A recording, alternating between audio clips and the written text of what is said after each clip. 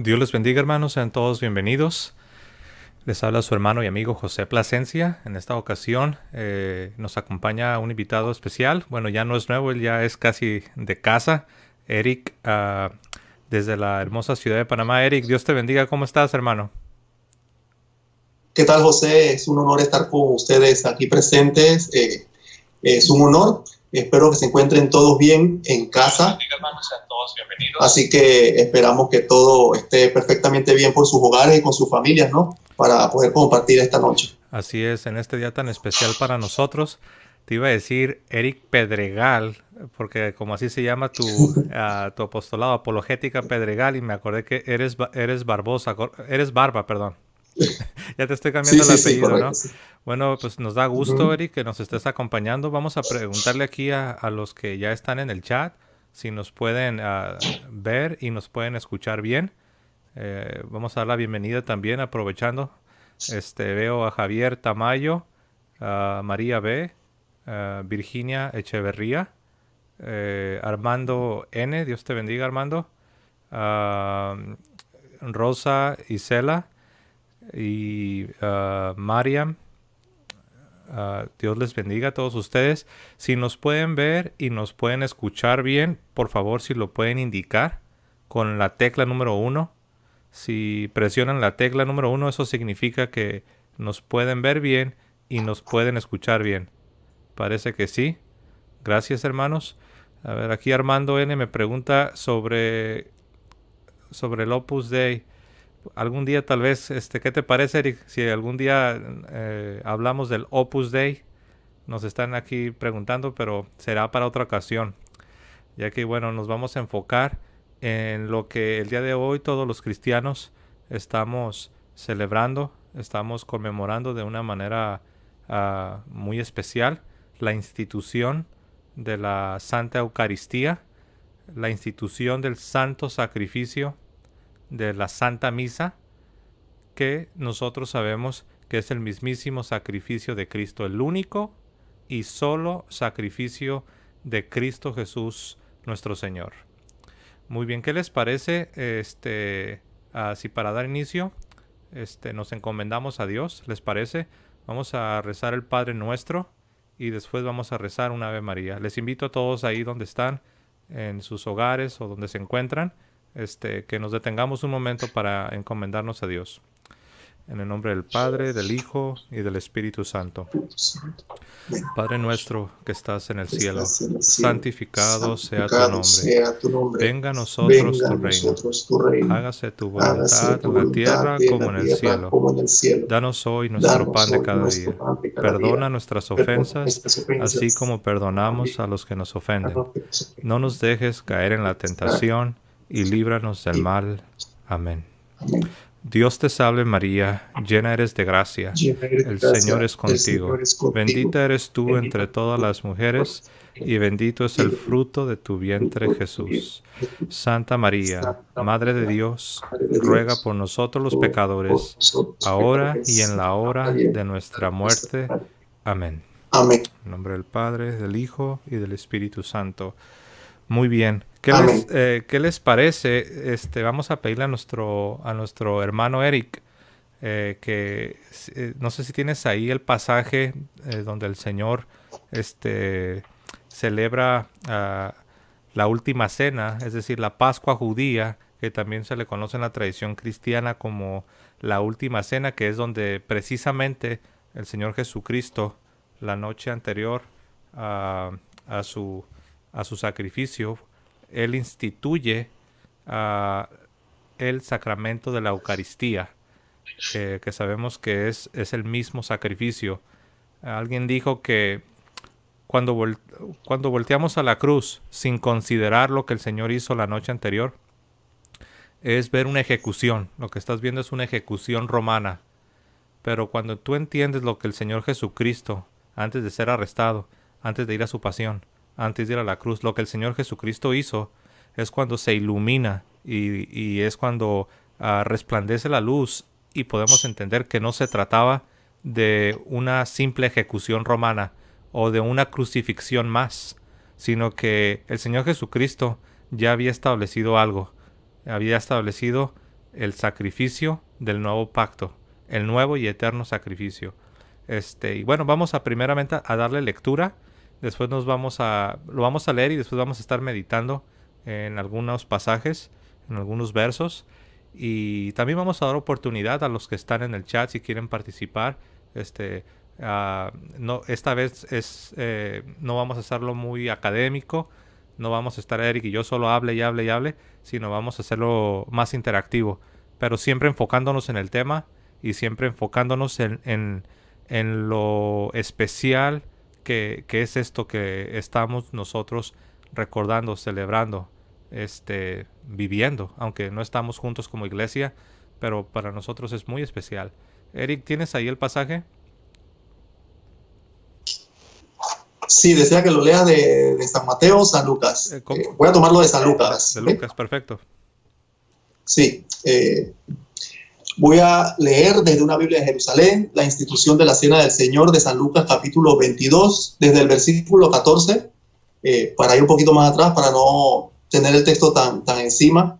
Dice así, San Lucas, capítulo 22, versículo 14 en adelante, dice: Cuando llegó la hora, se puso a la mesa con los apóstoles y les dijo: con ansia he deseado comer esta Pascua con vosotros antes de padecer, porque os digo que ya no la comeré más hasta que haya su cumplimiento en el reino de Dios. Y recibiendo una copa, dadas las gracias, dijo: tomad esto y repartidlo entre vosotros, porque os digo que a partir de este momento no beberé del producto de la vid hasta que llegue el reino de Dios. Tomó luego pan y dadas las gracias, lo partió y se lo dio diciendo: este es mi cuerpo que es entregado por vosotros. Haced esto en recuerdo mío.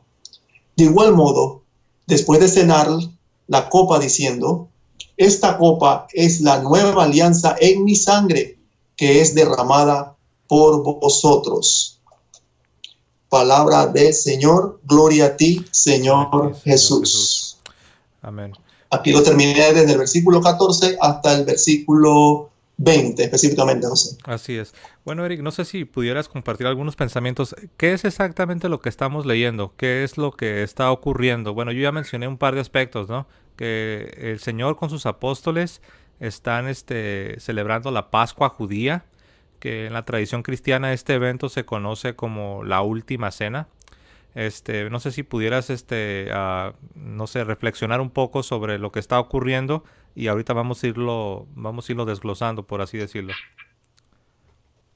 Sí, este pasaje es bastante interesante porque menciona unos elementos muy importantes que nosotros tenemos que tener en cuenta. Por ejemplo, lo que me llama la atención, que nos tiene que llamar la atención, uno es que quiero recalcar algo que escuché de una homilía. Dios no se conforma con darnos un poco de Él. Él quiere darnos todos de Él. Entonces, en esa homilía escuché algo bastante interesante que decía que la Eucaristía es la locura de Dios. ¿La locura en qué sentido? La locura del amor de Dios. ¿Por qué? Porque al instituir este sacramento, que a la vez es sacrificio, se dona completamente a nosotros, a su criatura. En cuanto a esto que hablabas de la Pascua judía, y nosotros que tomamos en cuenta esto en la última cena, los elementos que mencionaba y que son bastante importantes para recalcar es la copa, la bendición, dar gracias, el pan, partir el pan y decir que esto es sangre de la nueva alianza. Y una mesa, que es lo principal, una mesa. Si tomamos esto en contexto, en la Pascua judía estaba la mesa. Y lo que yo recuerdo de esto, José, es que Jesús utiliza una mesa para la cena. Y es lo mismo que hacían los judíos cuando se hacían sacrificios en el templo. Por eso que los relatos del Evangelio, por ejemplo, este de Lucas y el de Mateo y Marcos, hablan en detalle la mesa de la Pascua y también lo habla el apóstol San Pablo cuando lo habla en 1 Corintios, ¿no? Entonces, este detalle de la mesa, que quiero hablar primero de este detalle de la mesa para darte la palabra, para que nuestros hermanos también puedan interactuar ahora. El detalle de la mesa es muy importante, porque Jesús se sienta en una mesa con sus apóstoles, sus primeros ministros.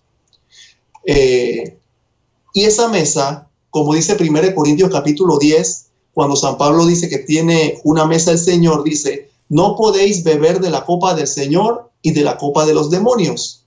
No podéis participar de la mesa del Señor y la mesa de los demonios. Y aquí, como detalle principal, número 1, el Señor tiene una mesa. ¿Y cómo podemos esto ampliarlo de una manera un poquito, como tú dices, para no verlo tan académico, pero podemos contrastarlo con el Antiguo Testamento? Cuando vemos, por ejemplo, el libro de Ezequiel en el capítulo 41, cuando él tiene esa visión del templo celestial, él también ve una mesa.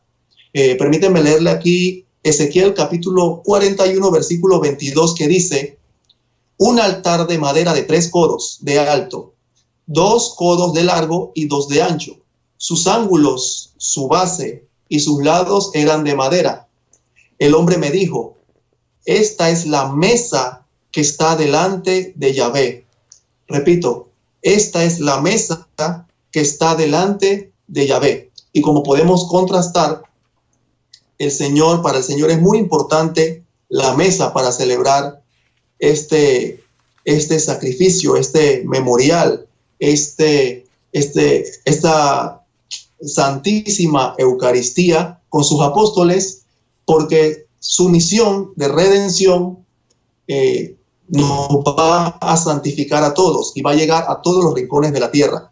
Adelante, José, para no seguir con otro punto, para darte paso o para que los hermanos puedan comentar algunas cositas. Sí, así es. Ahorita que estás reflexionando sobre la mesa, a mí me parece interesante cómo precisamente en el pasaje que has hecho alusión, primero a los Corintios, para los que están siguiendo con sus Biblias, en primero a los Corintios, en el capítulo 10, a partir del verso 16 en adelante, Pablo empieza a desarrollar un paralelo entre los sacrificios de la antigua alianza y el sacrificio de la nueva alianza, que es la institución de la Eucaristía. Por eso siempre los católicos hablamos del sacrificio de la Santa Misa.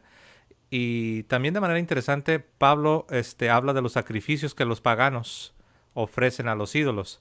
Y cuando San Pablo está haciendo este contraste, habla, como bien dijiste, habla de la mesa del Señor, pero siempre lo usa de manera intercambiable con altar.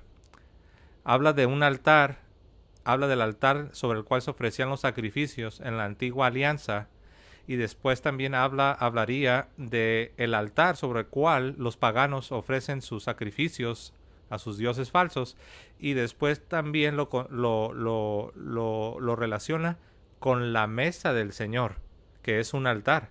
Cuando hablamos de la mesa del Señor, debemos tener en mente, San Pablo está utilizando un lenguaje sacrificial. Realmente tiene en mente el altar. ¿Y qué es lo que hay sobre un altar? Lo que hay en el mundo de la Biblia, por así decirlo, en el mundo de la Biblia, cuando se habla de un altar, siempre se tiene en mente un sacrificio. No podemos hablar de un altar sin que exista un sacrificio. Obviamente, en el caso de la nueva alianza, el nuevo pacto, el sacrificio no es un animal, como era en el Antiguo Testamento.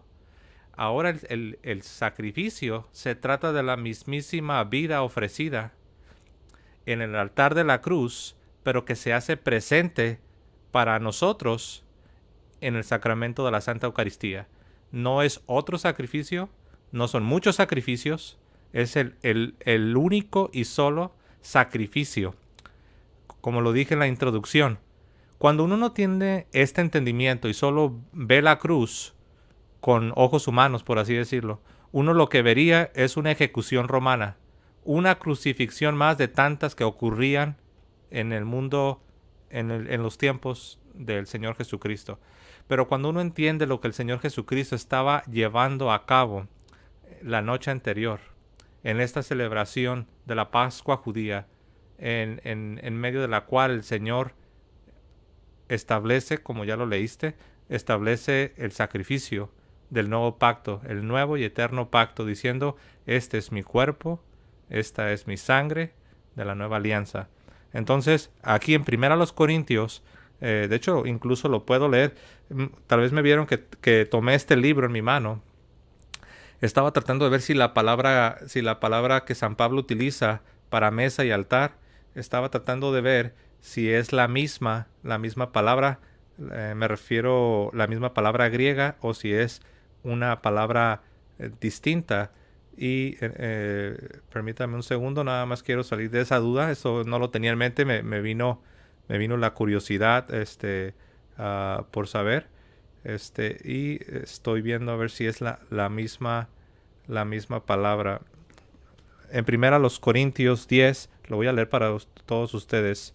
1 Corintios 10, del verso del 16 en adelante, dice así: la copa de bendición que bendecimos, ¿no es la comunión de la sangre de Cristo? El pan que partimos, ¿no es la comunión del cuerpo de Cristo? Noten que habla de comunión, participación. No habla de un simbolismo, no habla de un recordatorio de un evento del pasado. Habla de una comunión real. ¿Ok? Y en el verso 17, siendo un solo pan, nosotros con ser muchos somos un cuerpo, pues todos participamos de aquel mismo pan. Y luego da el ejemplo de los judíos en el Antiguo Testamento. Mirad a Israel según la carne. Dice, mirad a Israel según la carne, que comen de los sacrificios. Dice, no son partícipes del altar. Y ahí en ese verso 18 utiliza la palabra altar. Aquí quiero ver cuál es la palabra griega que está utilizando. Parece que sí es una palabra distinta, porque ahí en el griego bueno, no soy experto en griego, pero dice tisiasteriou, sería altar. Y la palabra para mesa es trapeces. Entonces sí son palabras griegas distintas. Sin embargo, es indudable que Pablo está comparando el altar de los sacrificios de la antigua alianza con la mesa donde se ofrece el sacrificio de la nueva alianza. Ahora, ya estamos, Eric, hablando de un pacto nuevo. Ya estamos hablando de una nueva alianza. Pero me viene a la mente que quizás alguno de nuestros hermanos que están escuchando que estamos hablando de la antigua alianza y la nueva alianza, el antiguo pacto y el nuevo pacto, uno puede preguntarse, bueno, exactamente de dónde sale la idea de un nuevo pacto.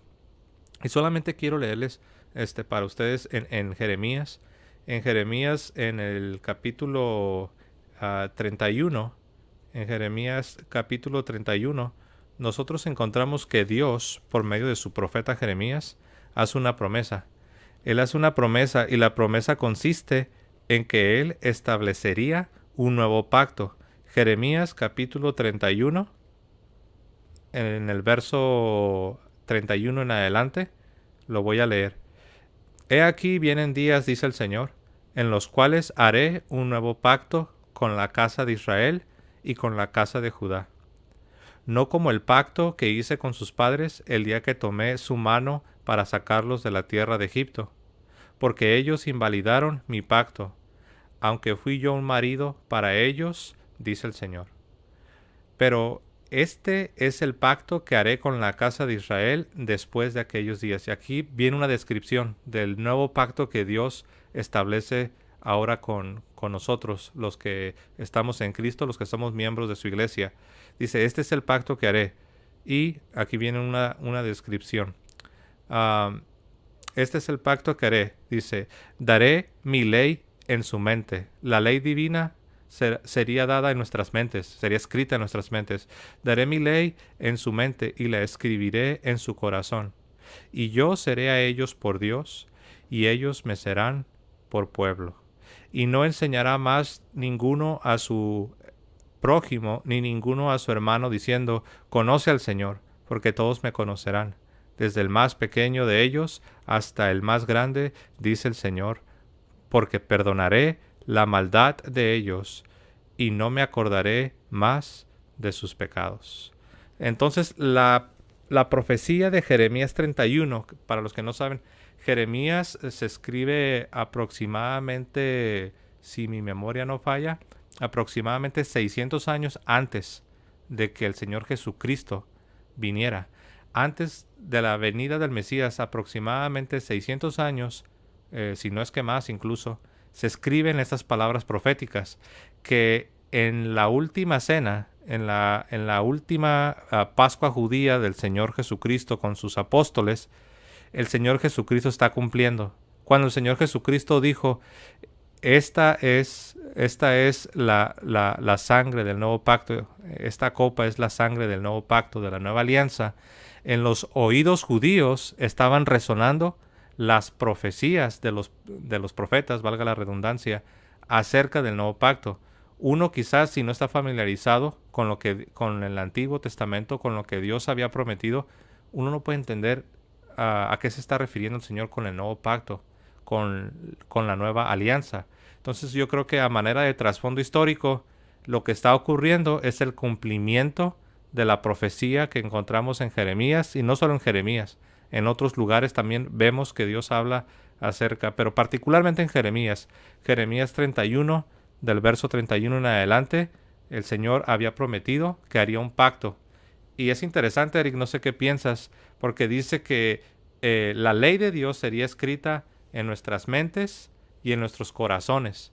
Y ya no diría más su hermano, ya no diría más una persona a su hermano, a su prójimo, conoce al Señor porque todos me conocerán. Aquí obviamente se está hablando de cómo ahora, por medio de ese sacrificio que Cristo Jesús, Señor nuestro, estaba a punto de llevar a cabo, ahora nosotros somos reconciliados, y por el Espíritu Santo que mora en nosotros, ahora podemos conocer a Dios de una manera muy profunda y muy íntima, que sin lugar a dudas antes el pueblo no podían conocer a Dios de la manera que ahora le podemos conocer. No sé si tienes algunos pensamientos sobre esto, Eric.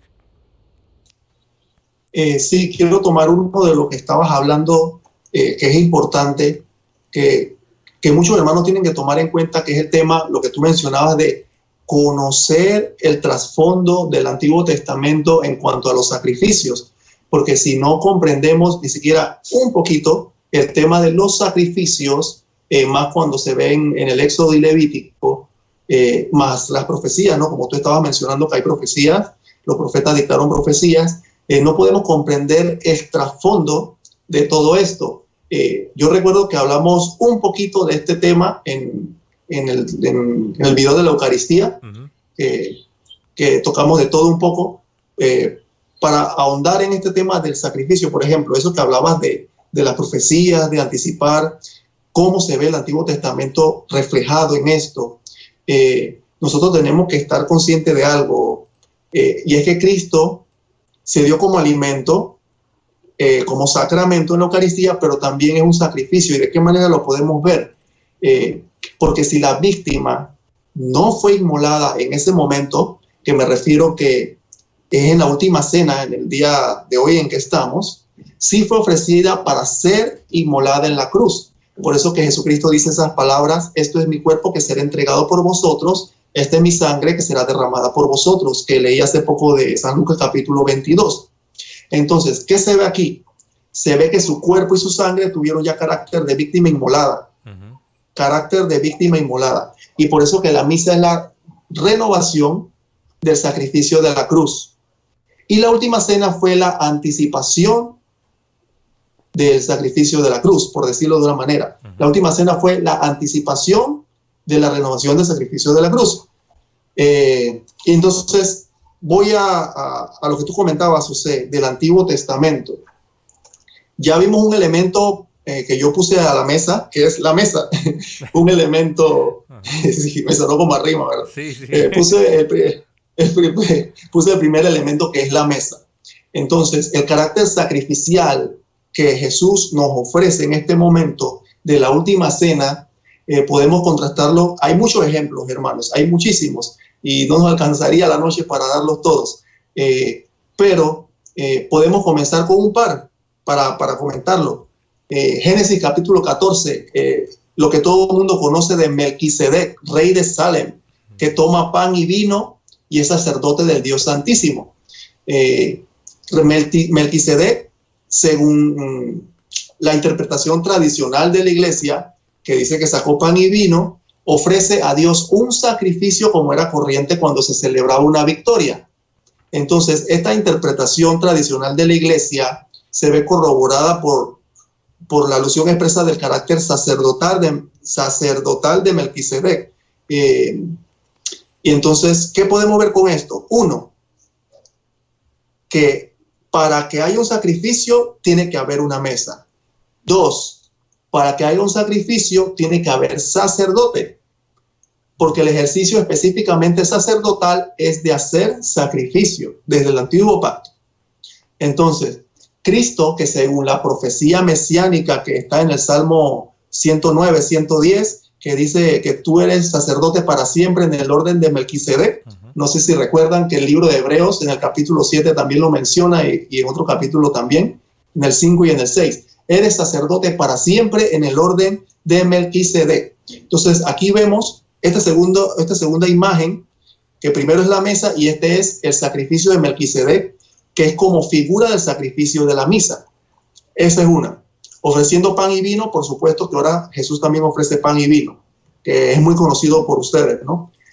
Otro punto que quiero detallar es la profecía de Isaías, que la leímos también en el video de la Eucaristía, que quiero tomar la colación aquí, que es en Isaías capítulo 66, versículo 21. Permítanme buscarlo aquí también, que José también lo estaba buscando.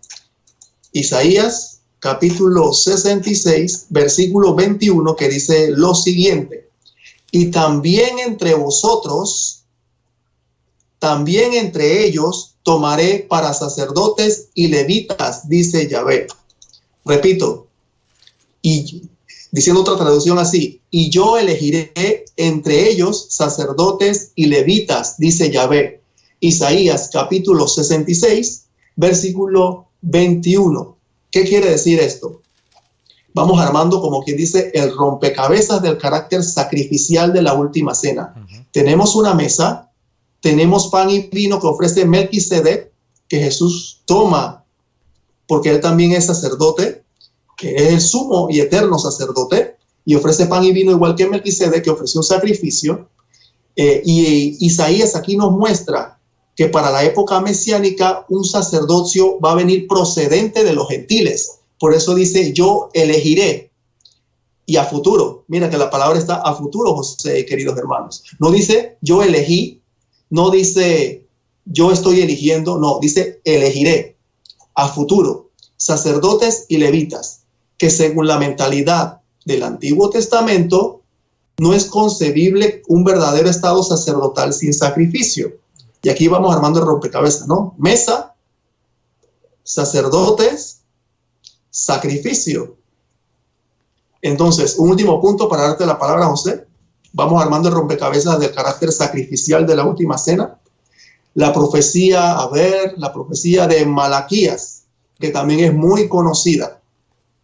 Malaquías capítulo 1, versículo 10 en adelante, Dios habla por boca del profeta a los sacerdotes judíos, que dice, no tengo en vosotros complacencia alguna, dice Yahvé de los ejércitos, no me son gratas las ofrendas de vuestras manos, porque desde el orto del sol hasta el ocaso es grande mi nombre entre las gentes, y en todo lugar se ofrece a mi nombre un sacrificio sin mancha y una oblación pura, pues grande es mi nombre entre las gentes, dice Yahvé de los ejércitos.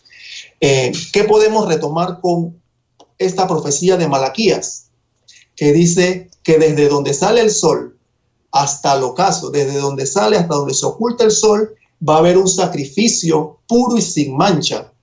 Y este es un texto bastante interesante porque a mí me ha tocado ver algunas personas que dicen, no, pero eso es de los judíos, eso es una profecía judía. Si ustedes se dan cuenta, hermanos, el único que cumple con esos requisitos para este tipo de sacrificio en profecía es la iglesia, porque desde donde sale el sol hasta el ocaso se celebra una misa alrededor del mundo por toda la cristiandad. No hay otros grupos religiosos que hacen, por ejemplo, una última cena una vez al mes, una vez a la semana, una vez al año, pero ofrecer un sacrificio desde donde sale el sol a las 12:01 minutos de la noche, que para, por ejemplo, Japón está ofreciendo ya el sacrificio de la Santa Misa. Y nosotros por acá en América tenemos a nuestro horario un sacrificio de la Santa Misa. A cada hora, queridos hermanos, qué maravilloso que se cumple esta profecía. A cada momento, a cada hora, alrededor del mundo, se celebra el único y eterno sacrificio de nuestro Señor Jesucristo en su renovación por parte de nuestros queridos llamados sacerdotes, que también hay que aprovechar, José, que no hemos dado las felicitaciones a los sacerdotes hoy en su día. Hoy es el día de los sacerdotes, así que a todos ustedes que están viendo el video y tienen algún contacto con un sacerdote, mándele su WhatsApp y mándele por lo menos un buenas noches, padre, buenas noches, querido cura, ¿cómo está? Me acuerdo de usted, felicidades en su día. Entonces, José, para ir terminando, es muy interesante estos caracteres sacrificiales de la Eucaristía que vienen en el testimonio de la Escritura desde el Antiguo Testamento. Una mesa, como dice Ezequiel, que dijimos hace un rato, Melquisedec, que es sacerdote del Dios Altísimo y ofrece pan y vino como Jesús. La profecía de Malaquías, que dice que ese sacrificio se va a oficiar prácticamente a toda hora, desde donde sale el sol hasta el ocaso. Y Isaías, que nos dice que Dios a futuro, digo esto, desde Isaías habla a futuro en profecía de que tomará sacerdotes de entre los gentiles. Y esto es muy importante recalcar. Hay mucho más, pero te doy la palabra, José. Sí, así es. Y también recordando, ¿no? Ahorita Eric nos habla de la mesa, pero recuerden que cuando en el contexto judío hablar de la mesa es un altar. Es un lugar sobre el cual se ofrece un sacrificio. De hecho, incluso en muchas tradiciones protestantes, no sé si has notado esto, Eric, que ellos también hablan de altar. Dicen, no, que pásale al altar o que el altar. Pero es interesante porque uno pudiera preguntarles, oye, tú dices que el altar, pero si hay un altar significa que debe haber un sacrificio. O le puedes incluso preguntar de otra manera. Puedes preguntar, ¿por qué le llamas altar si tú no crees en el sacrificio de la Santa Misa? ¿Tú crees que es un símbolo? ¿Tú crees que solamente es un recordatorio del pasado? ¿Por qué le llamas altar? Porque si tú... Ajá, adelante. Disculpa. No, es que tienes razón en eso, porque la palabra altar, como tú dices, significa que tiene que haber un sacrificio. Al igual que la palabra culto, José y queridos hermanos. Cuando dicen yo voy para el culto, si tú miras el contexto judío, el culto judío, el sacerdote tenía que hacer un sacrificio. Recuerda, el derramamiento de sangre, del novillo, del ternero. Entonces, la palabra culto, que recuerdo, a ver si recuerdo, en Romanos capítulo 9 creo que está eso, que de los israelitas viene el culto. Vamos a ver si lo tomo rapidito por aquí para seguir el tema. Romanos capítulo 9. Romanos capítulo 9, versículo 4. No estaba tan mal. No tengo tan mala memoria ahorita. Dice, los israelitas, oigan esto, hermanos. Romanos 9:4 dice San Pablo, los israelitas, o sea, los israelitas, los que hacían un culto verdadero en la antigua alianza a Dios, dice, los israelitas, de los cuales es la adopción filial, la gloria, las alianzas, la legislación, el culto, las promesas. Esto dice Romanos capítulo 9, versículo 4 del apóstol San Pablo. O sea que de los israelitas viene la gloria, las alianzas, la legislación, el culto y las promesas.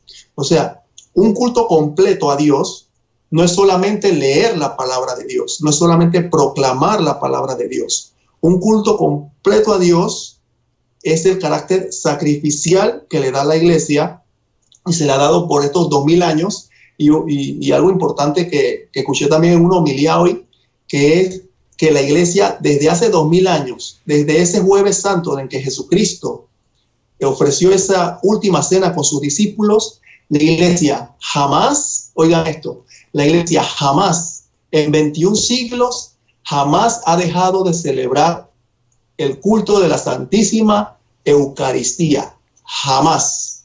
si recordamos los primeros siglos de persecución, aunque hubiese persecución, ¿dónde se daban las misas? En las catacumbas, que inclusive nuestros primeros hermanos morían por ir a ese culto, que los romanos decían que eso era un culto caníbal. José, ¿recuerdas? Sí. Decían que era un culto caníbal, que están comiendo una carne y una sangre de un supuesto Jesús. Pero los cristianos decían, es cierto, esto no es ni un símbolo y esto es totalmente cierto. Y eso que dices, te doy la palabra, José. Ajá, esto que dices, Eric, también echa al suelo, echa al piso lo que algunos están diciendo.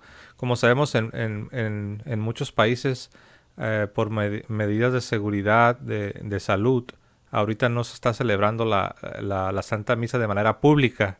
Y no sé si has escuchado algunas teorías de conspiración que andan dando vueltas ahí en las redes sociales, donde dicen que, ves, se están cumpliendo las profecías de no sé quién porque ya están prohibiendo la Santa Misa. Número uno, la Santa Misa no se está prohibiendo. Lo que ahorita se está evitando es la reunión masiva para que no haya una epidemia peor de la que ya tenemos. Pero la misa número uno, no se ha prohibido. Número dos, no se ha parado porque se sigue celebrando.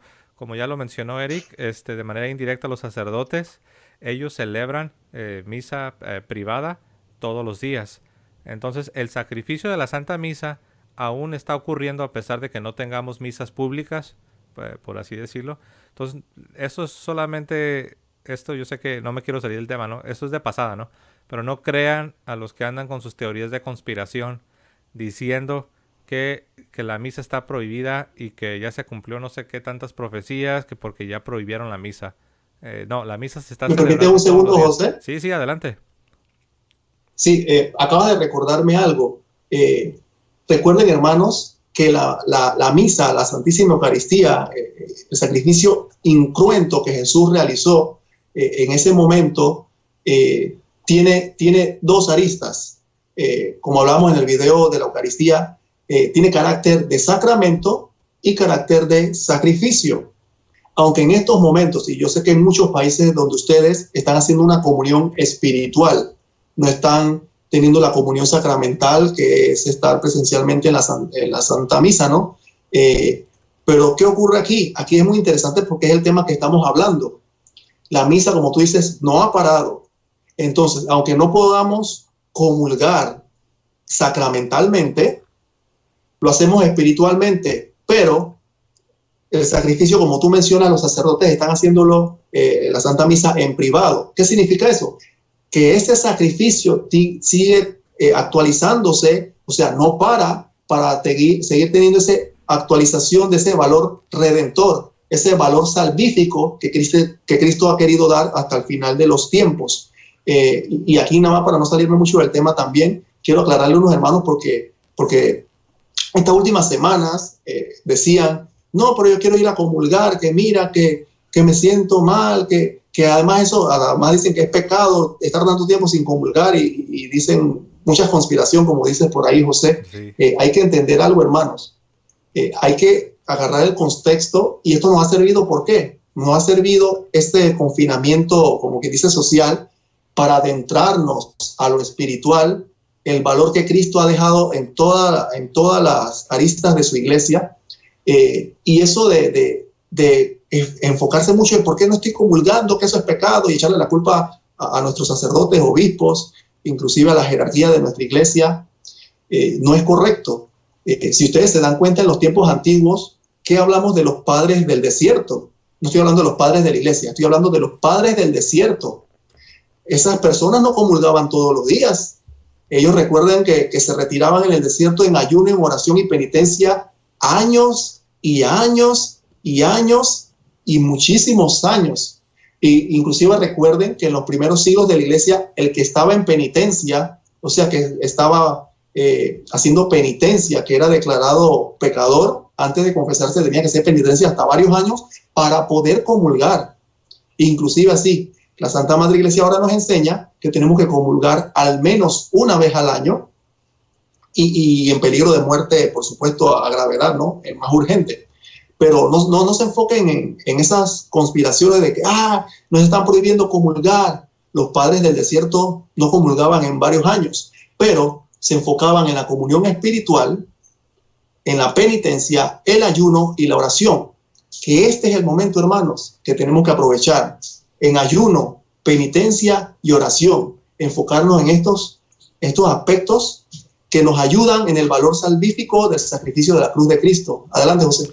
Así es. Y bueno, agregando a lo que ya nos estabas compartiendo sobre todos los aspectos sacrificiales, todo el entorno, todo el contexto, aún el lenguaje que la Escritura utiliza con relación a la última cena, es decir, la institución de la Santa Eucaristía, del sacrificio de la Santa Misa, todo es sacrificial.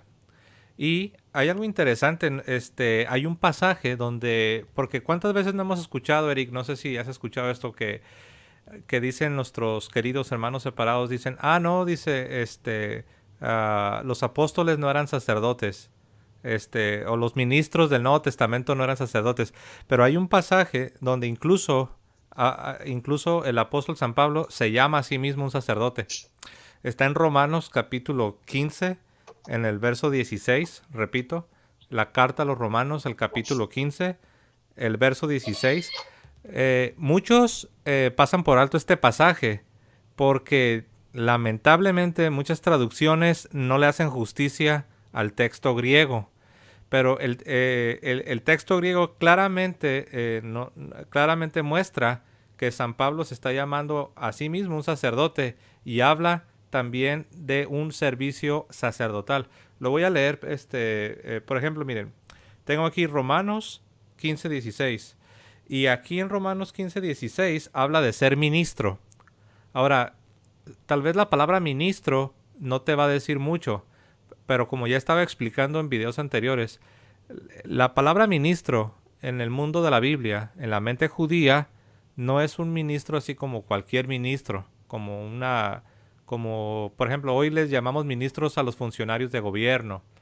Se puede utilizar también, pero en el contexto religioso, en el mundo de la Biblia, en la mente judía, hablar de un ministro es hablar de un sacerdote. Y para que se den una idea de qué estoy hablando, la palabra griega que se utiliza ahí en Romanos 15:16, donde San Pablo se llama a sí mismo ministro. Ahora, ¿por qué decimos que se refiere a un sacerdote? Porque la palabra griega es leiturgón. Ahora tú dices, ¿qué es eso?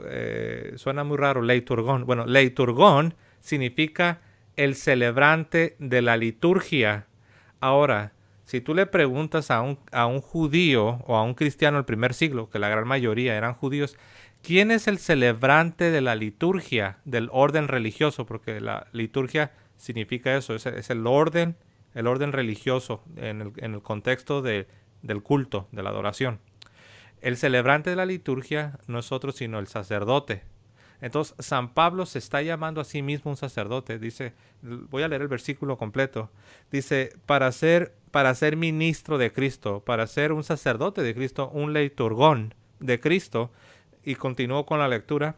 Para ser ministro de Cristo Jesús, para con los gentiles, ejerciendo el oficio sagrado. Ahí me voy a detener.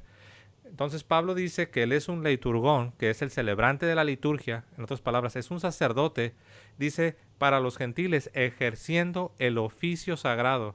Ahora, si tú vas al griego y buscas de dónde se traduce oficio sagrado, porque tú puedes preguntar, ¿a qué se refiere? ¿Oficio sagrado? ¿Qué es? Bueno, en el griego, que dicho sea de paso, lo que tengo aquí en mis manos es un Nuevo Testamento interlineal. Te da la palabra castellana en español y te da la palabra griega. En el griego, cuando se traduce oficio sagrado, les voy a decir cuál es la palabra griega. La palabra griega, y perdonen mi pronunciación, pero es la siguiente, es hierorgonta. Hierorgonta, si tú preguntas qué significa hierorgonta, es de donde tomamos la palabra sacerdote. Oficio sagrado, en otras traducciones, dice servicio sacerdotal. En algunas dice oficio sacerdotal. Hierorgonta es de donde tomamos la palabra sacerdote. Entonces San Pablo está diciendo, yo soy un sacerdote de Cristo y Él me estableció para ofrecer, para trabajar, para servir en el sacerdocio, en el oficio sagrado. No sé si tienes algún comentario, Eric. Sí es interesante esa palabra que estás mencionando de ser ministro de Cristo, porque sabemos que muchos dicen que son ministros de Cristo, pero no aplica a lo que estrictamente está diciendo las Sagradas Escrituras de la palabra ser un ministro de Cristo.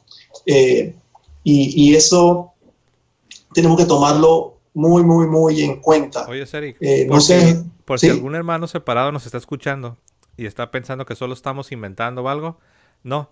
Este que tengo aquí es un comentario. El escritor, el escritor es protestante. Y él hace un análisis del griego. Y, de hecho, para los que quieren consultarlo, bueno, este es un comentario al texto del Nuevo Testamento griego. Y él reconoce, pues no le queda otra. O sea, si vas al griego no te va a quedar otra más que reconocer. Él dice, no, dice, aquí Pablo se está llamando un sacerdote y aquí está hablando del oficio sagrado. Y él maneja el griego y dice, es cierto, es hierorgonta, que significa, es el sacerdocio. Obviamente al último él le da ahí su pincelada y al último dice, sí, pero no debemos de entender sacerdocio como los católicos, ¿no? O sea, es como que primero dice, sí, ahí dice que él es un sacerdote y habla de un oficio sagrado que significa sacerdocio, pero a pesar de que toda la evidencia, apunta a lo que dice la Iglesia Católica, no, dice, no es así. Y ya te da una interpretación espiritual o qué sé yo. Ajá, sí, es interesante, José. No sé si me permite seguir dando otros ejemplos y seguir abarcando este tema del sacrificio, José. Sí, como leí en el Evangelio de San Lucas, capítulo 22, versículo 14, que lo leí desde allí, Uh-huh. otra palabra interesante es cuando Jesús dice, con ansia he deseado comer esta Pascua con vosotros antes de padecer. Y esta última frase es muy importante, tiene una importancia enorme porque, como ustedes saben, Jesús es el Cordero de Dios que quita los pecados del mundo, como dice Juan 1:36. ¿Y qué tiene que ver esto? Para seguir viendo el carácter sacrificial de la última cena, que en el contexto judío el Cordero moría para la salvación. Por su sangre, cuando se derramaba y se comía en la cena de la celebración de Pascua, era un motivo interesante para el ritual judío.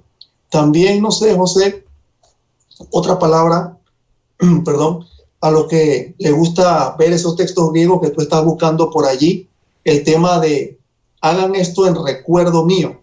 Otro dice hagan esto en conmemoración mía.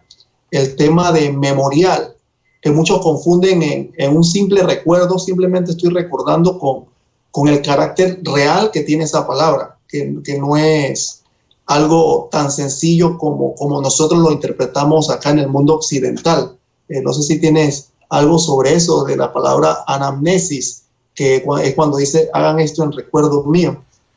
Sí, como lo mencionaste, lo cubrimos cuando estuvimos hablando de los sacramentos y hablamos de la Eucaristía. No lo tengo aquí conmigo, pero obviamente, lo que debemos entender cuando hablamos de memorial, es anamesis. A ver, recuérdame, la palabra griega.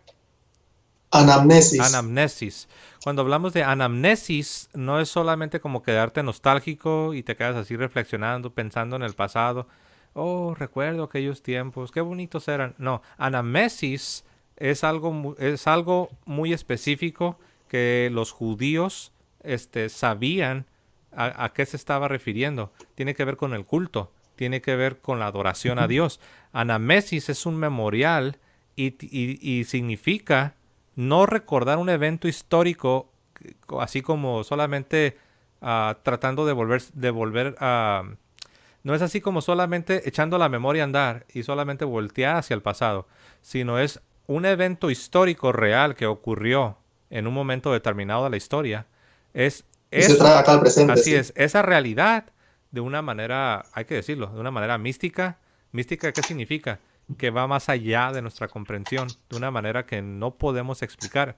En otras palabras, de una manera sobrenatural. Lo que ocurrió en el Calvario se hace real y se hace presente, se hace actual cada vez que se está celebrando lo que Cristo instituyó. Es decir, el sacrificio de la Eucaristía, el sacrificio de la Santa Misa, es una anamnesis. No es simplemente que estamos todos así como nostálgicos, volteando hacia el pasado y recordando simplemente, sino que es una realidad del pasado que en el contexto de la liturgia, del culto y la adoración a nuestro Dios, cuando se lleva a cabo con los elementos necesarios, porque hay que decirlo, Eric, bueno, tú ya lo dijiste, que hablamos de ministro, pero ministro no significa cualquier cosa. Ministro en la Biblia, tanto en el Antiguo como en el Nuevo Pacto, ministro es algo muy, muy específico, y hay ciertas cosas que se tienen que reunir, como ya lo mencionaste, Eric. Tiene que haber una mesa, un altar, tiene que existir el sacrificio, tiene que estar el sacerdote autorizado, el ministro autorizado. Y todo esto sucede cada vez que celebramos el santísimo sacrificio de la Santa Misa, la Santa Eucaristía. Sí, ¿iba a decir algo, José? No, adelante, Eric. No, iba a terminar esto del anamnesis para los que les gusta investigar, que pueden utilizar la Septuaginta griega. Esta palabra en el Antiguo Testamento, en la versión Septuaginta, ustedes pueden ver, por ejemplo, el número 10:10, que tiene un carácter sacrificial. Así que, como tú dices, no es que me traslado al pasado, es traer el pasado al presente de forma real. Y es aquí donde se equivocan las malas interpretaciones al no llevar el contexto de esta palabra bien detallada. Inclusive, si ustedes lo buscan en hebreo, que es la palabra ascara o ascara, perdón, no pronuncio bien esto, ascara o ascara, que se traduce como sacrificio memorial perpetuo de alianza, y eso es bastante importante. Y aquí recuerdo un texto, por ejemplo, en Levítico, si busco en Levítico capítulo 2, versículo 2, ustedes van a ver esas palabras a los que les gusta investigar y tienen en sus celulares o computadoras el Antiguo Testamento en griego y en hebreo. En Levítico 2:2 dice: la llevará a los hijos de Aarón, los sacerdotes, y el sacerdote tomará un puñado de la harina con aceite y todo el incienso, y hará arder sobre el altar ese memorial. Oigan esa parte. Hará arder sobre el altar ese memorial, como una ofrenda que se quema como aroma agradable al Señor. En este texto de Levítico 2:2, que es lo que estamos hablando de anamnesis, que en hebreo se dice ascará, en los que tengan esta Biblia del Antiguo Testamento, la Torá, Levítico 2:2 habla de un sacrificio memorial, que es ascará, de donde sacaron anamnesis en griego. Y estamos viendo que es un sacrificio en un altar que sube como incienso a Dios. Entonces, podemos ver estos detalles de por qué se considera la última cena como un sacrificio. Cuando Jesús dice, esto es mi cuerpo, se considera como si fuera el cordero degollado, hablamos de sangre. Cada vez que vemos sangre, altar, cordero, cuerpo, estamos hablando de sacrificio, hermano. No estamos hablando de cosas simbólicas ni cosas irreales. Estamos hablando de palabras en su contexto serias que nuestro Señor Jesús dijo. Adelante, José. Sí, no sé si los hermanos... Sí. Solo para terminar de leer el pasaje que estaba leyendo, donde San Pablo está hablando precisamente de la Santa Eucaristía y cómo él empieza a manejar todo este lenguaje sacrificial. No lo terminé de leer, solamente lo voy a terminar de leer y después vamos a ver si alguien en el público, alguien en el chat tiene por ahí alguna pregunta, algún comentario. Bueno, lo leo. Primero a los Corintios capítulo 10, del verso 16 en adelante lo termino de leer. Dice así: la copa de bendición que bendecimos no es una comunión en la sangre de Cristo. El pan que partimos no es una comunión del cuerpo de Cristo. Siendo uno solo el pan, nosotros, con ser muchos, somos un cuerpo, pues todos participamos de aquel mismo pan. Mirad a Israel según la carne, que comen de los sacrificios, ¿no son partícipes del altar? Ahora tú puedes preguntar, ¿a qué se refiere con partícipes del altar? Obviamente está diciendo, no están participando del sacrificio que se ofrece sobre el altar, como los cristianos también participamos del sacrificio. ¿Ok? Y después continúa San Pablo. ¿Qué digo pues? ¿Que el ídolo es algo? Porque anteriormente había mencionado a los paganos que ofrecen sacrificios sobre un altar a sus falsos dioses. Dice, ¿qué digo pues? ¿Que el ídolo es algo? ¿O que sea algo... o que sea algo lo que se sacrifica a los ídolos? Y después Pablo aclara, dice, antes digo lo que los gentiles sacrifican a los demonios, lo sacrifican y no a Dios. y no quiero que ustedes se hagan partícipes con los demonios, porque algunos cristianos todavía estaban participando de esas cosas. ¿Ok? Y continuamos en el verso 21. Aquí dice San Pablo, no pueden beber la copa del Señor y la copa de los demonios. Noten que todo es sacrificial. Está hablando del sacrificio que ofrecen a los ídolos. Y está hablando de la mesa del Señor. Y después dice, no puedes participar de esos sacrificios que ofrecen a los ídolos y estar participando de la mesa del Señor, que también es un sacrificio. Y después, todavía como si no fuera suficiente, continúa con esta analogía y habla de la copa del Señor y de la copa de los demonios. En el verso 21 dice, no podéis beber de la copa del Señor y la copa de los demonios. No podéis participar de la mesa del Señor y de la mesa de los demonios. Aquí es a donde quería llegar. Porque uno pues espérate, ¿cuál mesa de los demonios? Si lees los versículos anteriores, habla del altar de los demonios. O sea que altar y mesa se usa de manera intercambiable. Dice, no podéis participar de la mesa del Señor o del altar del Señor, donde se ofrece el sacrificio de la Santa Misa, y del altar o de la mesa de los demonios. Eso está en el verso 21. Y después agrega, ¿o acaso provocaremos ¿o provocaremos a celos al Señor? ¿Somos más fuertes que el Señor? La respuesta es no.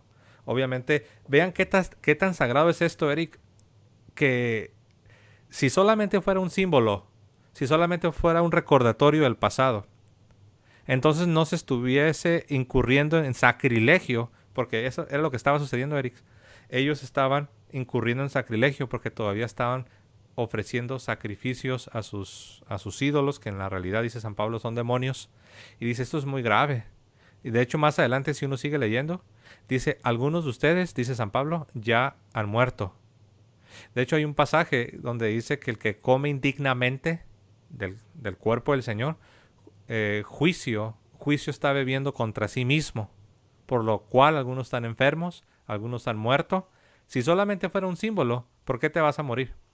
Si solamente fuera un recordatorio de algo del pasado, ¿por qué la gente va a estar enferma? Ahora, también lo podemos ver desde otro punto de vista. Algunos dicen que no es cierto lo que la Iglesia Católica enseña, que se recibe la gracia de Dios. Si no se recibe, ahora, ¿cómo es posible que si lo haces de manera indigna, te puedes morir? Pero si lo haces de manera correcta, de manera digna, no pasa nada. No tiene sentido. O sea, si lo haces de manera indigna, si lo haces de manera errónea, te mueres. Pero si lo haces de manera correcta, no pasa nada. Todo es un símbolo. No se recibe gracia. No tiene sentido. Es obvio que tanto los efectos positivos, tiene que haber efectos positivos y efectos negativos. ¿Cuáles son los efectos negativos? Que algunos de los de Corinto estaban enfermos. Algunos estaban muertos. ¿Y cuáles son los efectos positivos? Que se recibe la gracia de Dios. Dios nos comunica su vida por medio de este santísimo sacramento. El sacramento de la Santa Misa, el sacrificio de la Santa Misa. Adelante, Eric. Sí, eso que habla de esa parte de San Pablo es la palabra en griego diácrino, que es cuando San Pablo habla de discernir sobre el cuerpo y la sangre del Señor, discernir. Entonces, ¿qué quiere decir la palabra diácrino? Reconocer, distinguir, examinar. O sea, ¿qué está diciendo San Pablo? Si tú no distingues, si tú no reconoces, si tú no examinas que ese es el cuerpo y sangre del Señor, vas a comer tu propia condenación. O sea, esto no es relajo, esto no es broma. Y recalco lo que hablamos también en el video de la Eucaristía, que hermanos, nuestros primeros hermanos de la Iglesia Católica que fueron masacrados en el Coliseo Romano, en las catacumbas, ¿ustedes creen que ellos murieron por un símbolo cuando estaban celebrando la última cena del Señor, el santo sacrificio de la misa? Ellos, como yo les dije en el otro video, se los recalco y se los vuelvo a repetir, ellos nada le costaba decirle a los soldados romanos, esto es un símbolo, esto no es carne ni sangre de Jesucristo, aquí no estamos haciendo nada de canibalismo, no es como ustedes piensan, esto es algo, un ritual ahí de recordatorio sencillo. Oigan, los primeros cristianos decían que sin la Eucaristía podían morirse, o sea, preferían morir a que faltara la Eucaristía. Entonces, eso es algo muy importante. ¿Ustedes creen que ellos murieron por un símbolo? ¿Ustedes creen que ellos murieron para nada? Ellos murieron por una razón muy importante, que es donde dice San Juan capítulo 6, versículo 51 en adelante. Ellos creyeron en las palabras de Cristo que se viene repitiendo por 2000 años en la iglesia.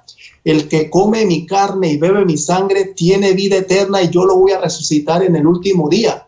El que come mi carne y bebe mi sangre permanece en mí y yo en él.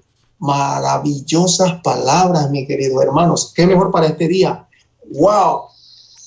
Así es, de hecho, me hiciste que me recordara, Eric, recientemente en un comentario, en uno de los videos de aquí del canal, había una persona que decía que, es interesante, no se estaba dando cuenta de lo que estaba diciendo, pero había una persona que decía, Eric, que los católicos solo tomamos la Biblia literalmente cuando nos conviene.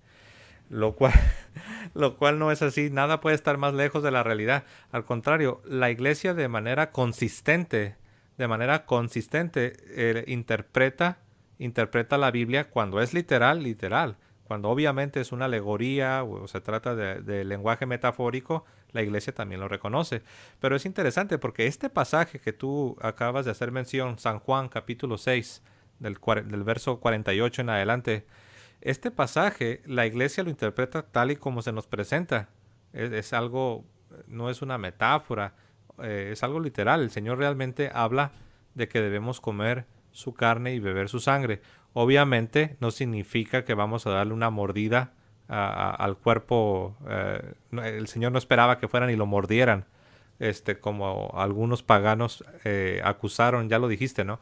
Acusaban a los primeros cristianos de canibalismo, lo cual prueba que los primeros cristianos no eran protestantes, porque si hubieran sido protestantes o bautistas o pentecostales, que creen que solo es un símbolo, pues nadie los hubiera acusado de canibalismo. Pero eran católicos porque ellos hablaban de comer el cuerpo y beber la sangre. Y aquí el Señor Jesucristo lo dijo, que debemos comer su carne, debemos beber su sangre.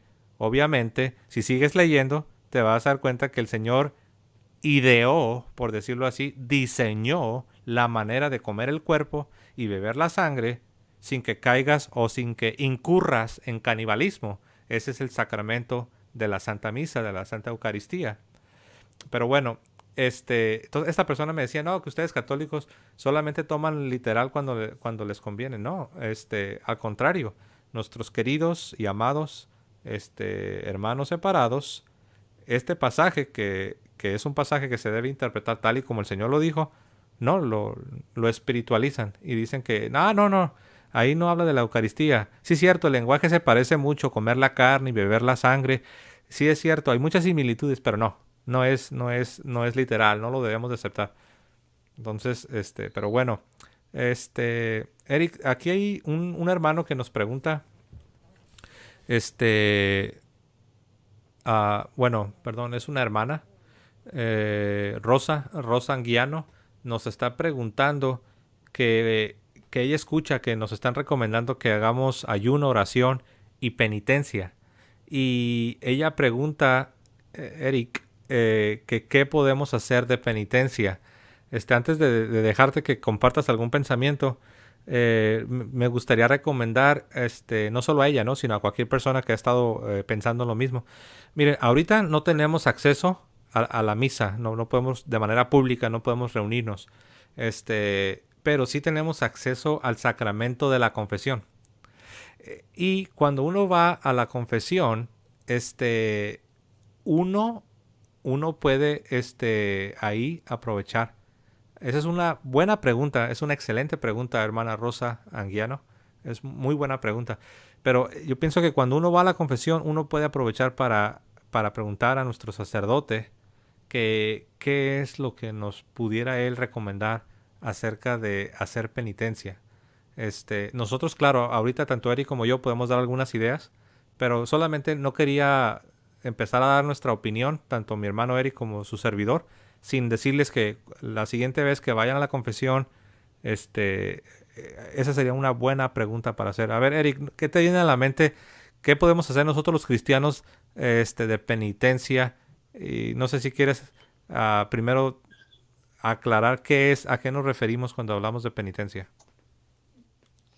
Cuando hablamos de penitencia, estamos hablando de hacer un acto agradable a Dios en cuanto a cumplir una satisfacción por las culpas que hemos cometido. O sea, ¿y qué mejor momento que ahorita que no podemos ir a misa? Yo creo que esa es la primera penitencia que tenemos ahorita mismo, no poder ir a misa. Es un acto de penitencia para los que amamos la Santa Misa terrible. ¿Ustedes creen que yo me siento aquí cómodo desde hace casi un mes sin poder ir a la Santa Eucaristía, sin poder beber y comer el cuerpo de Cristo? Eso es para alguien que ama a Cristo, bastante complicado, y se hace en sí una misma penitencia. Y esto nos puede ayudar para discernir, como dice San Pablo, discernir qué estamos haciendo bien, qué estamos haciendo mal, y tenemos que reflexionar en nuestra vida qué podemos hacer mejor para agradar a Dios. La primera penitencia que te digo, José, y le digo a la compañera, es esta. La penitencia más grande ahorita es no poder ir a la Santísima Eucaristía. Pero hacer penitencia, ahorita mismo tú puedes hacer otro tipo de actos de ayuda humanitaria. Recuerden las obras de misericordia, sea espirituales o corporales, José. Ahorita mismo que estamos viviendo en momentos difíciles, una forma de hacer una penitencia es ayudar a tu vecino. Muchas personas están quedando sin empleo, muchas personas están pasando hambre, muchas personas alrededor tuyo, ciertamente hay unos enfermos, otros no, pero los que no y han perdido sus trabajos, nosotros qué tipo de ayuda estamos dando. Eso puede ser una buena acto de misericordia para hacer penitencia. Desde lo más sencillo, hermana, lo más sencillo, dejar el celular, dejar los chismes, hacer más oración, dejar de hablar mal de tu prójimo, dejar de insultar a los hermanos separados. Esa es una buena penitencia para todos, porque yo a veces veo en comentarios muy fuertes. Recuerden que los hermanos no católicos, muchos desconocen la doctrina de la iglesia. Ellos simplemente repiten lo que le dicen sus maestros, lo que dicen que enseña la iglesia, pero cuando ustedes se dan cuenta, la iglesia no enseña eso. Y ellos no se dan cuenta que la iglesia no enseña eso que ellos dicen. Entonces, ¿qué mejor penitencia que en vez de estar insultando, de andar peleando con los hermanos no católicos, esa es una penitencia de paciencia? Hagan esa penitencia, adquirir más paciencia, amor. Recuerden que el mandamiento de Cristo es el mandamiento del amor. Si ellos los insultan, le dicen cosas feas, recuerden que esas cosas de maldición y decir cosas feas no es de Dios.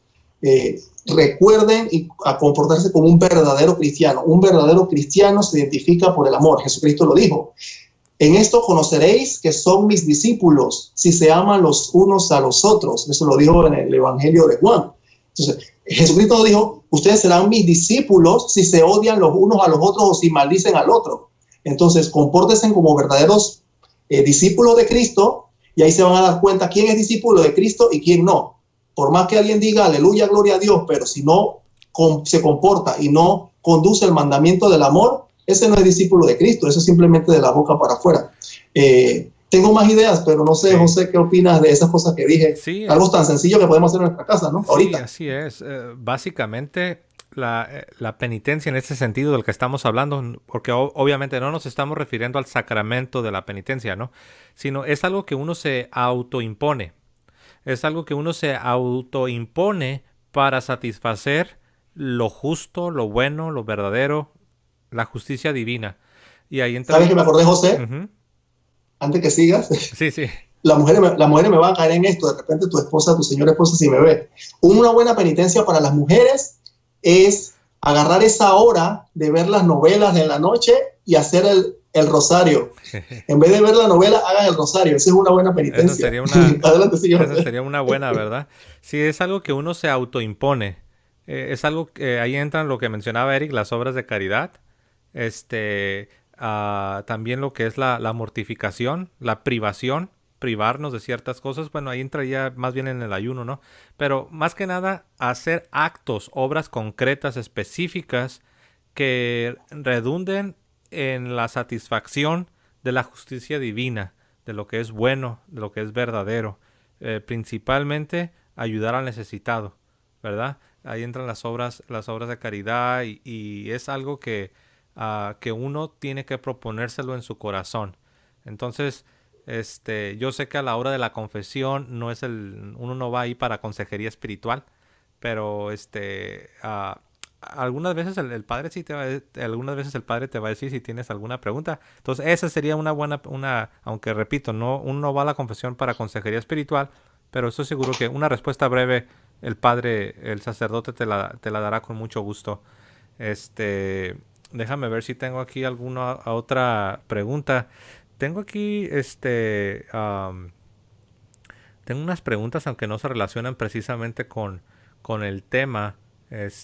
Por ejemplo, aquí, bueno, antes de continuar, quiero dar las gracias a Javier Tamayo. Gracias, hermano Javier Tamayo, por tu apoyo.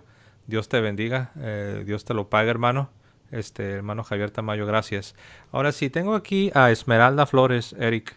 Esmeralda dice: hola, hermanos, Dios les bendiga. Tengo una pregunta. Dice: ¿en qué concepto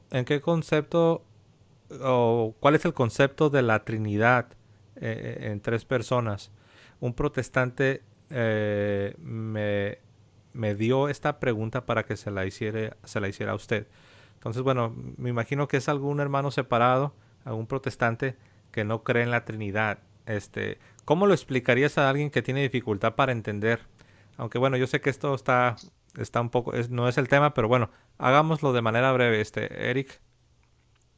Se me viene la idea en mente, a ver, algo breve y rápido. La Trinidad es un solo Dios, tres divinas personas. El Padre es Dios, el Hijo es Dios, el Espíritu Santo es Dios.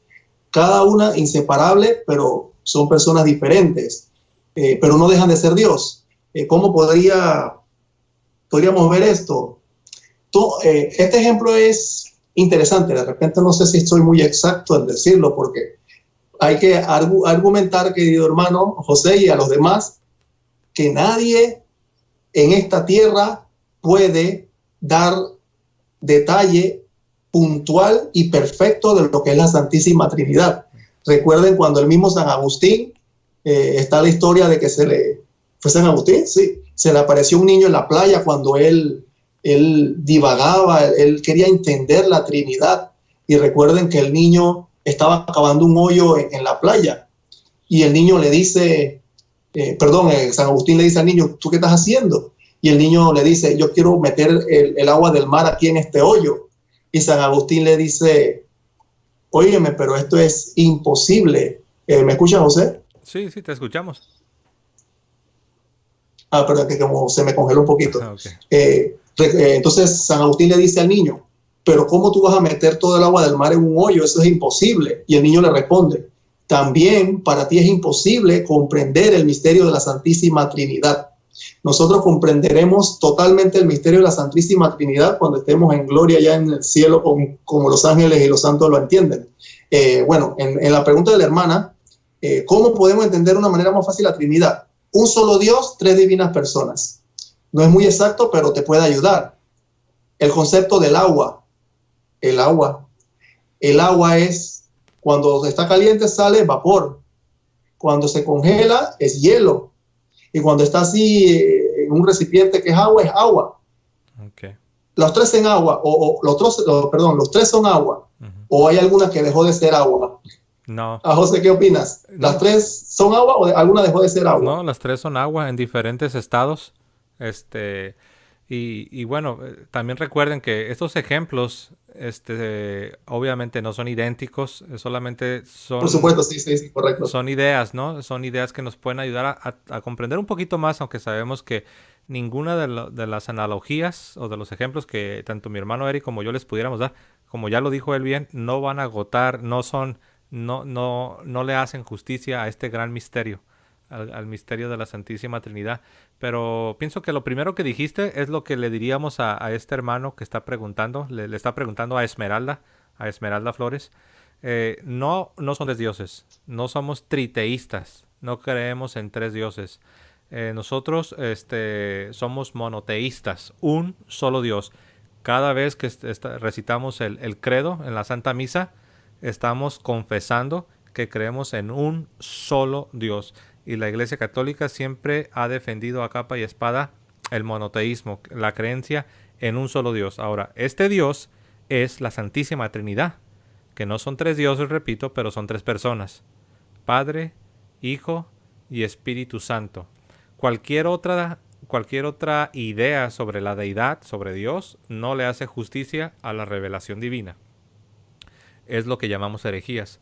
Las herejías no son precisamente monstruosidades, son desviaciones, son explicaciones, son intentos por comprender o por tratar de discernir el misterio divino, pero que hierran el blanco, que se desvían. Van bien, van bien, van bien, y en algún momento se desvían. Y la iglesia lo señala. Ahorita como herejías de la Trinidad, ahorita podemos dar ejemplos. Hay unos hermanos pentecostales, los unidos unicitarios, ¿verdad?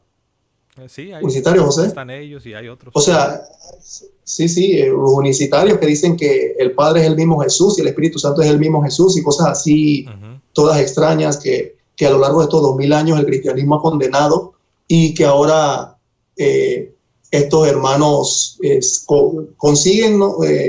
Reforzar o, como que dice, reavivar esa llama de esas herejías que ya el cristianismo había derrotado hace tiempo, hace muchísimos siglos.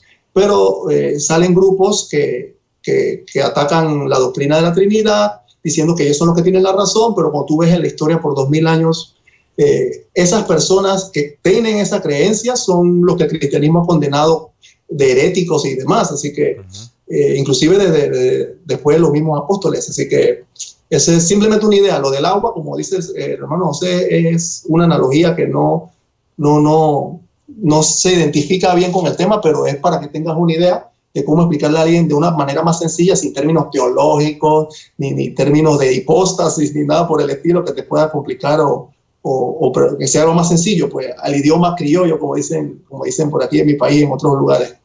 Sí, así es. En otras palabras, ninguna analogía es perfecta, ¿no? A ver, hermanos, antes de ya abrir el foro para preguntas abiertas, que ya no, me gustaría saber si alguien tiene una pregunta sobre el tema, porque yo sé que ahorita ya contestamos un par de preguntas que no son necesariamente sobre nuestro tema, y sí queremos dar oportunidad a, como dije, ¿no? Foro abierto, si tienen otro tipo de preguntas, pero sí me gustaría concluir ya este tema. Recuerden que estamos viendo lo que el Señor Jesucristo hizo el jueves santo, es decir, el jueves de la Semana Santa, cuando en esa última cena, que era la celebración de la Pascua judía, Él establece algo que para nosotros los cristianos, para nosotros los creyentes, es de suma importancia, es fundacional. Es el sacrificio de la Santa Misa, es el sacramento de la Eucaristía, que es el único y solo sacrificio de Cristo Jesús, Señor nuestro. Como alguien dijo, cuando uno separa la Eucaristía del sacrificio de Cristo, entonces es peligroso, porque puedes ver la cruz como una simple ejecución romana, como una crucifixión judía más, o puedes ver la cena del Señor, en este caso la última cena, la puedes ver como una comida, como un memorial, algo así como muy light, como se dice. Pero cuando tú juntas las dos cosas, cuando tú juntas lo que el Señor hace en la última cena y lo que sucede cuando Él muere en la cruz, y los juntas y los pones, como se dice, yuxtapuestos uno encima del otro, entonces ves la Eucaristía y ves la cruz y ves todo lo que el Señor Jesucristo dijo y cómo Pablo lo explica con un lenguaje sacrificial, y dices, wow, esto es algo profundo. Ese es el sacrificio de la Santa Misa, es la Eucaristía. Es el mismísimo sacrificio de Cristo. No hay otro sacrificio, es uno solo. Y esto es muy importante para poder ver la cruz como lo que es. No una simple ejecución romana, sino un sacrificio. Y poder ver lo que el Señor hace en la última cena como lo que es. No un simple recordatorio o un simple simbolismo, sino como lo que es. El mismo y solo sacrificio de nuestro Señor Jesucristo. Esto es algo muy importante.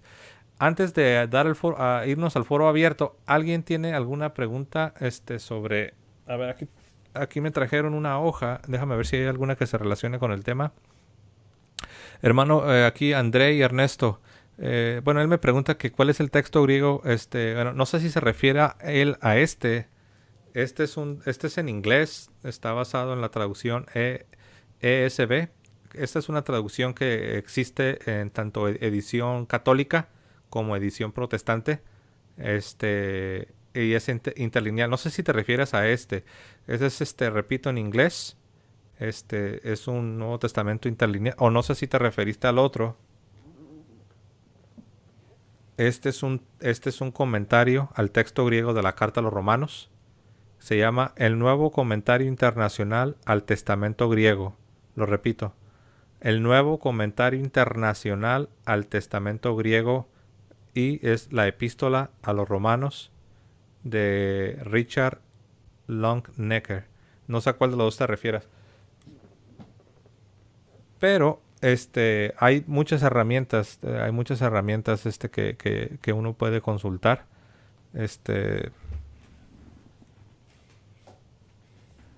Ok.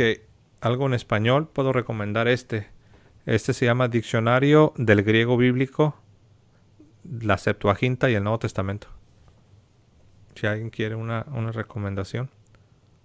Ahí está. Diccionario del Griego Bíblico, 70 o Septuaginta, y Nuevo Testamento, de editorial Verbo Divino. Editorial Verbo Divino, y el autor Amador Ángel García Santos. Diccionario del Griego Bíblico, de Septuaginta y Nuevo Testamento, y es de editorial Verbo Divino. Ahora sí, siguiente, Brenda Monreal. Me gustaría saber si el abstenimiento de carne los viernes está basado en la Biblia o es un dogma de la iglesia. Es una pregunta que me hicieron, pero no supe cómo contestar. Eric, ¿te viene algo a la mente sobre el abstenernos? Ahí entraría el ayuno y la abstinencia. Abstenerte de carne es realizar un ayuno en realidad, porque si ayunas igual, no estás comiendo carne, no estás comiendo nada, usual pan y agua. Así es. ¿Y eso, el ayuno está en la Biblia? Hay muchísimos pasajes del Antiguo Testamento que se hace ayuno y penitencia, así que no hay ningún problema con eso. Me imagino que la pregunta viene por un texto ahí del Nuevo Testamento que dice algunos prohibirán algunos alimentos, etcétera. Que creo que es 1 Corintios capítulo 4, 1 Timoteo capítulo 4. Creo que es 1 Timoteo. Ajá. Que algunos prohibirán algunos alimentos y casarse. Me imagino que es por ese texto. Entrando en contexto sobre este texto, por si es eso, voy a pensar que es eso, que asumo que es por eso. El contexto es que Pablo ahí le hablaba a un grupo herético que prohibía el matrimonio y era un grupo gnóstico que creían que todo lo material era malo, que casualmente ahora es una herejía como nueva que se ha modernizado ahorita entre grupos modernos del protestantismo, en creer que todo es espiritual, como la Eucaristía. La Eucaristía es espiritual, todo es espiritual. Entonces ellos no creían que lo carnal era malo. Creo que eran los ebionitas, sí, pues los ebionitas. Los gnósticos en general. Sí, pero ahí San Pablo creo que hablaba de los ebionitas, que eran una herejía gnóstica de esa época. En cuanto a la pregunta del ayuno, muchísimos pasajes de la Biblia hablan sobre el ayuno. Por ejemplo, vamos a buscar uno aquí rapidito. No nos va a alcanzar el tiempo para ver todos los textos del ayuno, pero ayuno hay 1,000,000.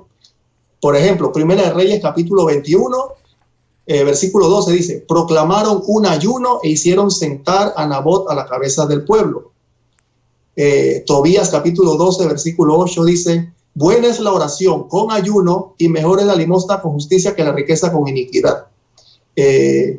Si después, recuerde que el mismo Jesús hizo ayuno 40 días y 40 noches, o sea, no es solo cuestión de comer carne. En cuanto a eso, que si es dogma de la iglesia, el no comer carne no es un dogma de la iglesia, es una práctica de abstinencia en los momentos cruciales de la historia de nosotros, el cristianismo, que estamos recordando como ahorita Semana Santa, que es un buen ejemplo, y los días anteriores, los viernes anteriores a Viernes Santo, que la iglesia nos enseña a tener abstinencia de carne y hacer ayunos, que es casi lo mismo, pero si usted no puede abstenerse de carne, la iglesia enseña, por ejemplo, mi obispo dice, el que no puede abstenerse de carne, absténgase de ver televisión, de hacer otra cosa que le guste, es abstenerte de algo que te gusta para ofrecérselo a Dios, es tener una conversión. Recuerden que este tiempo de Cuaresma, de Semana Santa, tenemos que tener una conversión real. Sí.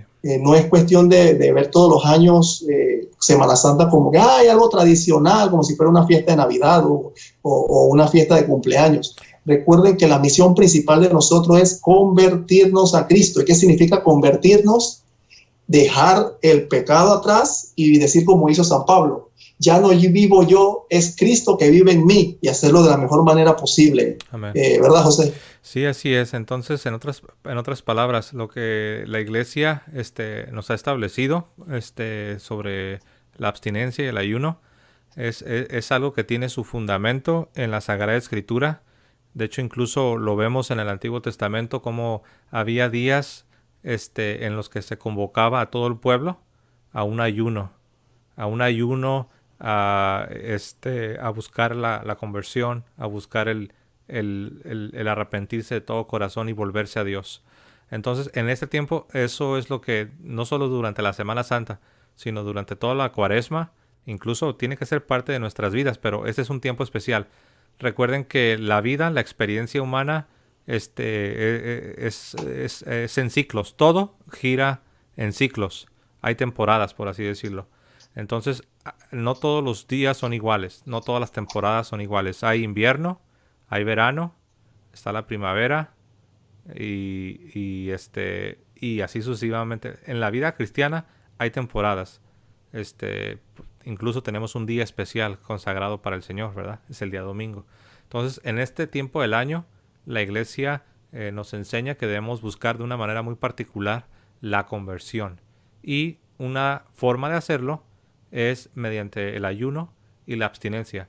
Obviamente también entran las obras de caridad y la penitencia y todo esto, pero hablando del ayuno y la abstinencia, abstenerte de ciertas cosas, es algo que nos lleva a la conversión. Sí tiene su fundamento en la Biblia, así para responder de una manera directa, ¿no?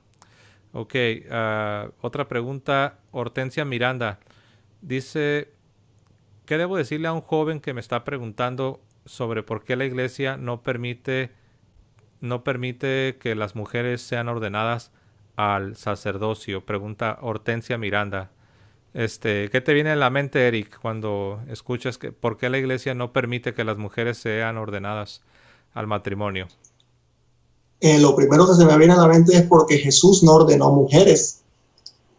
Así es. Si Jesús hubiese querido, si Jesús hubiese querido ordenar mujeres, ordena, ¿qué mejor mujer? La más perfecta, santa, su propia madre, la Virgen Santísima.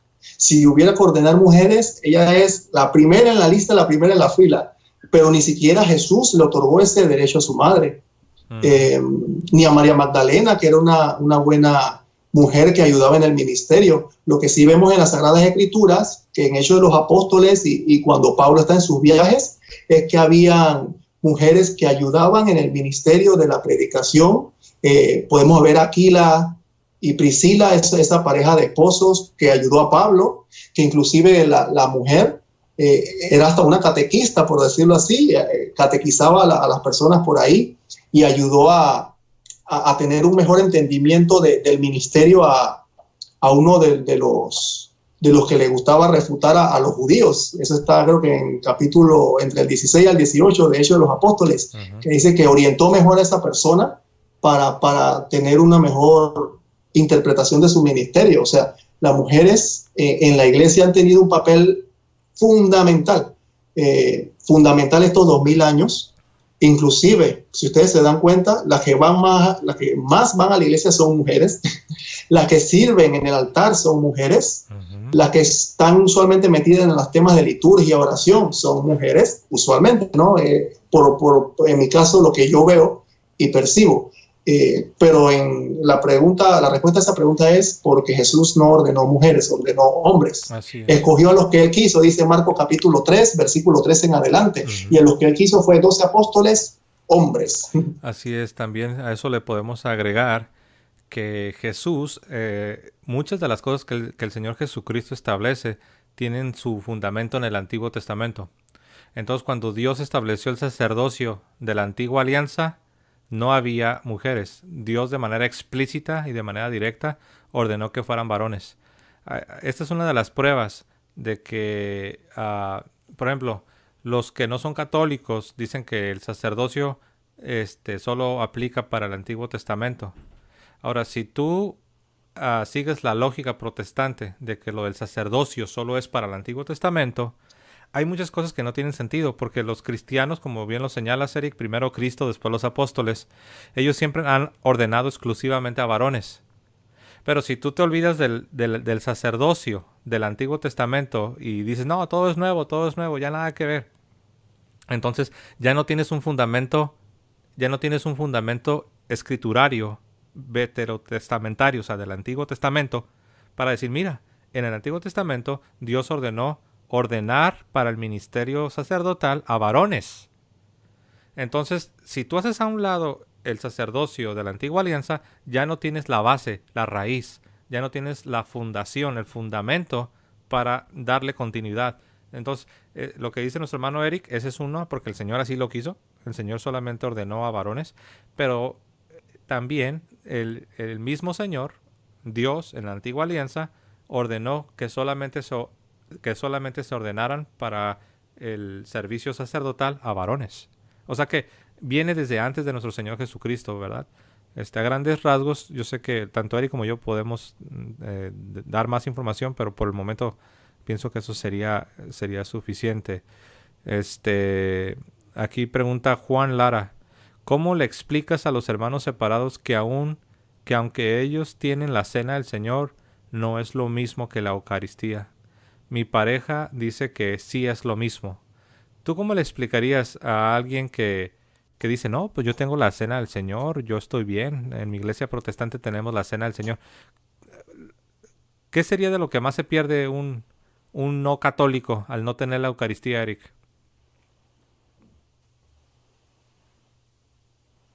Repite, perdón, que te escuché entrecortado. Están preguntando que un protestante dice que pues básicamente es lo mismo la cena del Señor y la Eucaristía. ¿Cómo podemos ayudarles a entender que sí se están perdiendo de mucho? La razón principal de que no es lo mismo es, vamos a la lógica. Si fuera lo mismo, un sacerdote podría celebrar en el culto protestante y tú no ves que el sacerdote de tu parroquia va al culto protestante a celebrar la Eucaristía allá. Ni el ministro protestante va a la parroquia de nosotros a celebrar la última cena allá. Ese es el primer tema que sería bueno analizarlo, de que no es lo mismo, porque si fuera lo mismo, eso pasaría. Número dos, y ya más seriamente, ¿por qué no es lo mismo? Porque allá no hay sucesión apostólica. No hay sucesión apostólica. Y la sucesión apostólica es algo vital y básico para el ministerio del sacerdocio, por el cual Cristo instituyó a sus ministros para transformar el pan y el vino en su cuerpo y en su sangre, porque Jesucristo le dio solo a sus ministros ese poder, no se lo dio a más nadie. En la última cena dijo, hagan esto, ordenación sacerdotal, que hoy es el día del sacerdote, hagan esto en conmemoración mía. ¿Qué hay que hacer? Lo mismo que hizo Cristo. ¿Qué hizo Cristo? Transformó el pan y el vino en su cuerpo y en su sangre. ¿Y qué tienen que hacer los ministros hasta el fin de los tiempos, como dice San Pablo? Cada vez que comen de este pan y beben de esta copa, proclaman la muerte del Señor hasta que Él venga. ¿Qué tienen que hacer los ministros de Cristo? Hacer ese mismo sacrificio incruento hasta que Él venga. Pero lo principal es eso, no tienen sacerdotes, no hay sucesión apostólica, por eso que no es lo mismo. Allá sí es una representación, algo simbólico, pero acá es real porque están los ministros consagrados por Cristo y la sucesión apostólica transmitida por la imposición de manos, que le transmiten ese poder para transformar el pan y el vino en cuerpo y la sangre de Cristo de forma real. Tanto así que vemos los milagros eucarísticos a los que les gusta ver esos temas, ¿no? Así Adelante, es. José. Y si a todo esto que nuestro hermano Eric nos comparte le agregamos que la única forma de realmente participar del cuerpo, como dijo San Pablo, ¿te acuerdas, Eric? En 1 Corintios, no es el pan que partimos una participación del cuerpo de Cristo, no es la copa que bendecimos una participación de la sangre de Cristo. Si tú dices, yo quiero tener una participación del cuerpo y de la sangre de Cristo, entonces la pregunta que tú debías hacer es, ¿cómo puedo realmente participar, o como dijo San Pablo, tener una participación en la sangre y en el cuerpo de Cristo? Respuesta, el sacramento de la Santa Eucaristía, que solo es válido cuando se tiene el ministro autorizado y se tienen todos los elementos. Y eso es lo que tenemos en la Iglesia Católica o aquellas iglesias que, aunque están, por ejemplo, las iglesias ortodoxas, sí tienen sucesión apostólica. Y aunque tienen un problema de que se separaron, sí existe la Eucaristía, aunque su situación es irregular. Pero eso es para que vean que no se trata que el católico diga, yo tengo la razón en todo 100% porque soy católico. No, es que debe haber, como lo dijo Eric, debe haber sacerdote, debe de haber sacrificio, debe de estar todos los elementos para que suceda. Entonces, no es lo mismo. No es lo mismo porque en una tienes un símbolo y en la otra, que es la Eucaristía, tienes el cuerpo y la sangre de Cristo. Y yo, la verdad, yo no quiero un símbolo. Si tú me preguntaras, José, ¿por qué te hiciste católico? Una de las principales razones que yo me hice católico, si no es que la principal, me atrevo a decir, es que yo quería la Eucaristía. Yo quería el cuerpo y la sangre de Cristo. Entonces, eso podemos compartir, Juan Lara. ¿Puedo agregar algo más, José? Sí. Sí, y para terminar con este tema de que no es lo mismo, recuerden, hermanos, el tema de las profanaciones. Eso es algo total y absolutamente importante, el tema de las profanaciones. Los satánicos, los brujos, los que andan en temas del enemigo de Dios, van a llevarse las hostias consagradas de nuestras iglesias para hacer profanaciones. Esas personas no van a un culto protestante a robarse lo que está ya en esa mesa. ¿Por qué? Porque, como dicen, no sé si lo dijo un exorcista o lo dijo un sacerdote, el demonio sabe dónde está Cristo. Y eso lo vemos a nivel mundial, que son las iglesias católicas. ¿Para qué? Para llevarse a poder, porque otros, al maligno, necesitan algo que de verdad esté Dios, lo que esté consagrado a Dios, para querer hacer daño a la iglesia de Cristo. Y ese es un ejemplo, uno de los que me gusta siempre dar, que no es lo mismo por eso. Así es. Esa es una buena pregunta que Erika hace, ¿no? Si fuera lo mismo, ¿por qué la gente malvada, los que practican el ocultismo y el satanismo, por qué siempre van y quieren robarse la Eucaristía? Nunca van a robarse la galletita o el juguito de uva, nunca se lo quieren robar. Esa es una buena... Si tú eres protestante y nos estás escuchando, pregúntate, ¿por qué la gente más mala que practica todos estos rituales satánicos y ocultos, por qué siempre quieren robarse la Eucaristía? ¿Por qué nunca van ahí a la congregación pentecostal a robarse las galletitas y el jugo de uva? Pues porque no está ahí, pues realmente la presencia real y sacramental de Cristo. Ok, seguimos. Aquí tenemos a Chris Jaco dice, ¿quiénes no deben comulgar? ¿Quiénes son las personas que no deben comulgar? ¿Y cuáles son las alternativas? Bueno, los que no deben comulgar son las personas que por alguna razón se encuentran en estado de pecado mortal. Para poder comulgar, así para hacerlo bien sencillo, para poder comulgar, o sea, participar del cuerpo y la sangre de Cristo, necesitamos estar en estado de gracia. Necesitamos estar en estado de gracia. Es decir, no podemos estar viviendo en pecado mortal y participar. Ahora, dice aquí cuáles son las alternativas. Si alguien está en pecado mortal, bueno, lo primero obviamente es el arrepentimiento, buscar la contrición, que significa un arrepentimiento genuino, la contrición perfecta, arrepentirse. Lo segundo, necesitamos ir y ver al ministro ¿ok? Porque si vamos y vemos al ministro, al sacerdote, pero no nos hemos arrepentido, no ha habido una contrición perfecta, no nos hemos quebrantado por haber ofendido a Dios, por haber deshonrado, por haber lastimado a Dios, y simplemente vamos con el sacerdote nada más porque sí, como si fuera algo mecánico, no funciona así. Debe haber un arrepentimiento, una contrición, pero ahí no acaba la historia, ahí empieza. Después debemos de buscar a un ministro de Cristo y platicarle cuál es nuestra situación. Si por alguna razón hay que esperar en lo que no sé, si hay que arreglar una cuestión matrimonial o es una situación grave, el sacerdote te sabrá aconsejar. El sacerdote te va a decir, bueno, hay que esperar, hay que arreglar esto, necesitas abstenerte de estar haciendo estas cosas, y él te va a decir qué es lo que puedes hacer. Obviamente ahí entra la comunión espiritual. Por ejemplo, ahorita, Eric, es una situación interesante, ¿no? Porque aunque estés en estado de gracia, ahorita no podemos nosotros comulgar. No tenemos acceso porque no podemos no hay una misa pública. Entonces, ¿cuál es la alternativa? ¿Qué podemos hacer? Es buscar la comunión espiritual.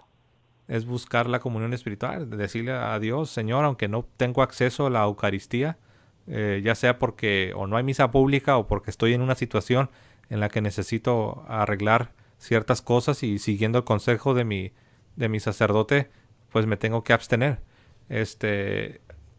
Una comunión espiritual.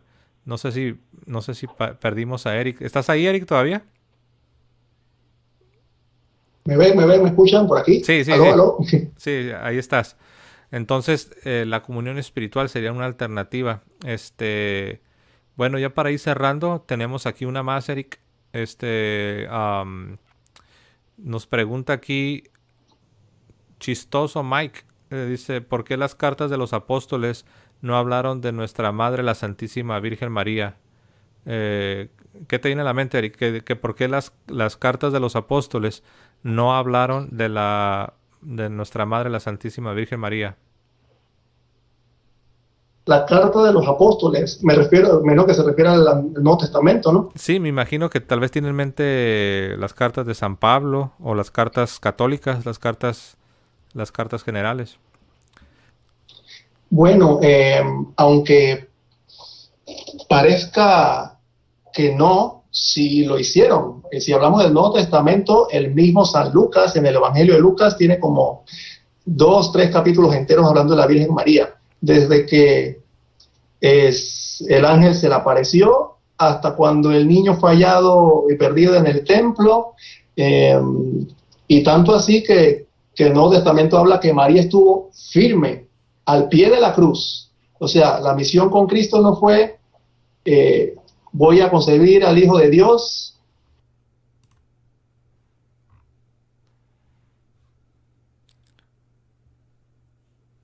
A ver, parece que sí estás ahí. ¿Me escuchan? Sí, ¿Sí? sí, sí. Como que estoy teniendo problemas con la red. Bueno, como le decía, el Nuevo Testamento lleno, desde que la Santísima Virgen María fue anunciada por el ángel hasta que estuvo al pie de la cruz. Inclusive en Hechos de los Apóstoles habla que María estaba al inicio de la iglesia cuando vino el Espíritu Santo en Pentecostés. En Hechos capítulo 1, que dice que estaban reunidos los discípulos de Cristo con María, la madre de Jesús, en oración. Así que no sé qué parte de que no hablaron de María, no sé si no leen el Evangelio de Lucas los 4 primeros capítulos, o Hechos de los Apóstoles el capítulo 1, que estaban en oración con María. Inclusive Gálatas 4:4, San Pablo dice que Dios envió a su Hijo nacido de mujer en la plenitud de los tiempos. ¿Qué mujer están hablando? De María, no nació de otra mujer.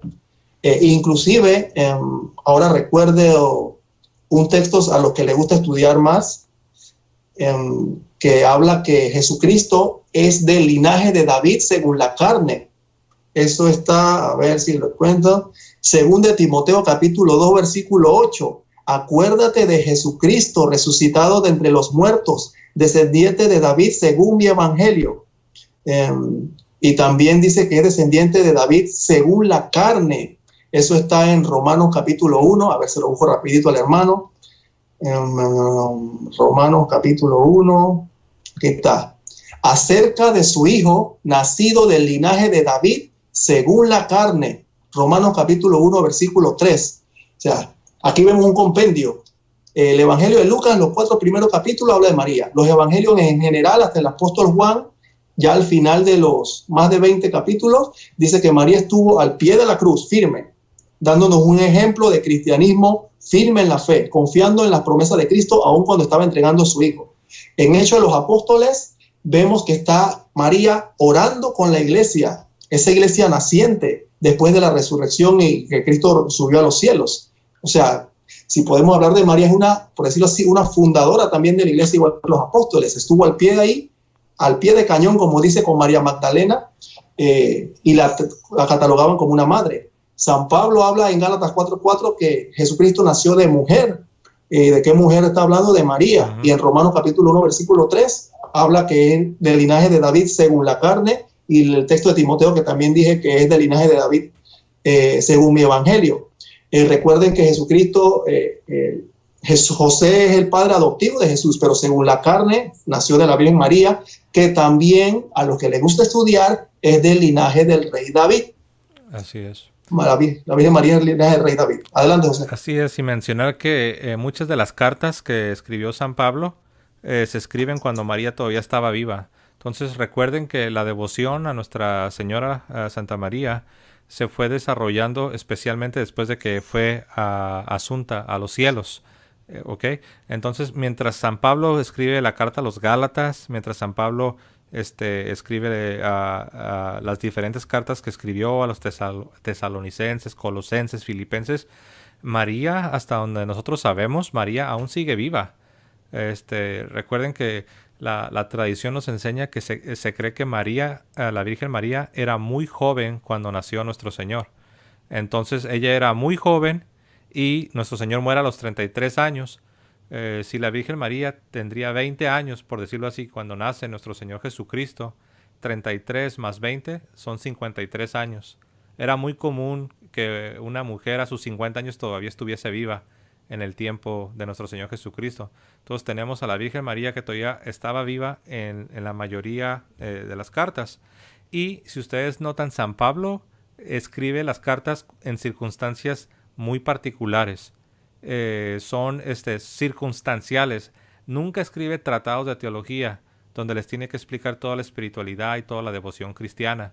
De hecho, muchas cosas dice, las demás cosas las pondré en orden. Cuando está hablando del desorden que tenían los corintios, en la carta a los corintios tenían un desorden. Y San Pablo dice, las demás cosas las voy a poner en orden cuando vaya. También en segunda de Juan y tercera de Juan, dice, tengo muchas cosas que decirte, pero no he querido escribírtelo con papel y tinta, sino que te las diré cuando vaya cara a cara. Muchas de las cosas que pertenecían a la devoción y a la espiritualidad no se trataban de manera escrita. De hecho, San Pablo le dice a Timoteo, dice, aunque tengo la esperanza de ir pronto a verte, te escribo estas cosas para que si tardo sepas cómo debes conducirte en la casa del Dios viviente, que es columna y pilar de la verdad, la iglesia del Dios viviente. Entonces, no todo lo que pertenece a la devoción y a la espiritualidad cristiana se dejó plasmado en las páginas del Nuevo Testamento. Aunque sí se habla mucho de la Virgen María, como ya lo dijo nuestro hermano Eric, en San Lucas capítulo 1, ahí Lucas compara el arca de la antigua alianza con la Virgen María, que los discípulos de los apóstoles llamaron el arca de la nueva alianza, el arca del nuevo pacto, porque llevó en su vientre, llevó en su seno a la palabra de Dios encarnada, al sacerdote, el sumo sacerdote según el orden de Melquisedec, y el pan de vida, el pan que desciende del cielo. Pero bueno, vamos a dejarlo aquí por causa del tiempo. Nos encantaría estar aquí más tiempo. Pero Eric, no sé si tienes un comentario final antes de despedirnos. No, nada más para terminar el comentario de la Virgen María. Recuerden que nuestro Señor Jesucristo la entregó al apóstol Juan a su cuidado, al discípulo, que en realidad somos todos nosotros, todos los discípulos de Cristo. Tenemos que acoger a María en nuestras casas, en nuestro corazón. Recuerden que él, en temas históricos, se fue a vivir con el apóstol Juan, y más que nada eso, o sea, y esto es un buen tiempo. Mañana que es Viernes Santo, sábado de de un silencio interesante. También hablamos nosotros los católicos del dolor de María. El sábado es un buen momento para tener a María muy en cuenta, que fue una mujer muy, muy sufrida, pero que creyó en la palabra, en la voluntad de Dios. Todas las personas que estén viendo y que sean mujeres y estén viendo este programa saben que tienen hijos, saben lo que es sufrir por un hijo. Por eso que es muy importante tener en cuenta que nosotros los cristianos tenemos que amar mucho a María. Es una mujer que sufrió muchísimo, pero ahora está en la gloria, en cuerpo y alma en el cielo, intercediendo todavía por nosotros. Y esa mujer que desde que el ángel le dijo sí, para cerrar con esto, ¿no, José? Una niña entre 13 a 15 años que tenga ese peso de que un ángel le diga que va a llevar a Dios en su vientre. O sea, ¿se imagina la responsabilidad de una niña de 13 a 15 años y que diga que sí para la salvación de la humanidad, para que la salvación viniera a esta tierra? Entonces, todo ese pasaje, por eso que es muy doloroso cuando hablan muy mal de nuestra madre, o sea, esa mujer que llevó el peso de cargar a Dios en su vientre. O sea, una mujer, una niña que está con José y se va a Egipto. Para los que no saben, Egipto estaba a más de 300 o 400 kilómetros de distancia y para ese tiempo no había autobús. Que tuviera que criar al Hijo de Dios, que tuviera que darle comida, amor, le enseñó los principios, los valores de cómo seguir a Dios. Y aún así, viendo su hijo en la cruz, no se atrevió de bajarlo de la cruz. O sea, aceptó la voluntad de Dios, aceptó la misión por la cual Cristo vino a este mundo.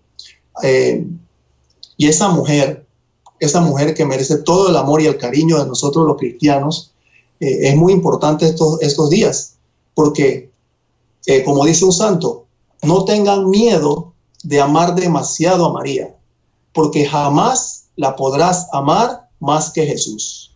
Repito, no tengas miedo de amar a María, porque tú jamás la podrás amar más que Jesús. Y ese es el comentario final. Este fue un tiempo bonito, un momento bonito con ustedes. Te agradezco, José, por permitirme estar aquí contigo.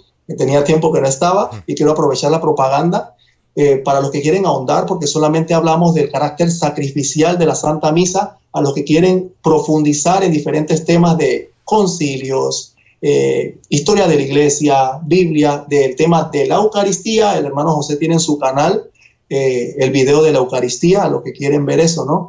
Y agradezco nuevamente a todos ustedes que estén viendo y que sea estos momentos, como digo, de penitencia, oración y ayuno, que se comporten y que todo el mundo vea que ustedes son unos verdaderos cristianos en amar todo lo que tiene que ver con Cristo y convertirse a Cristo.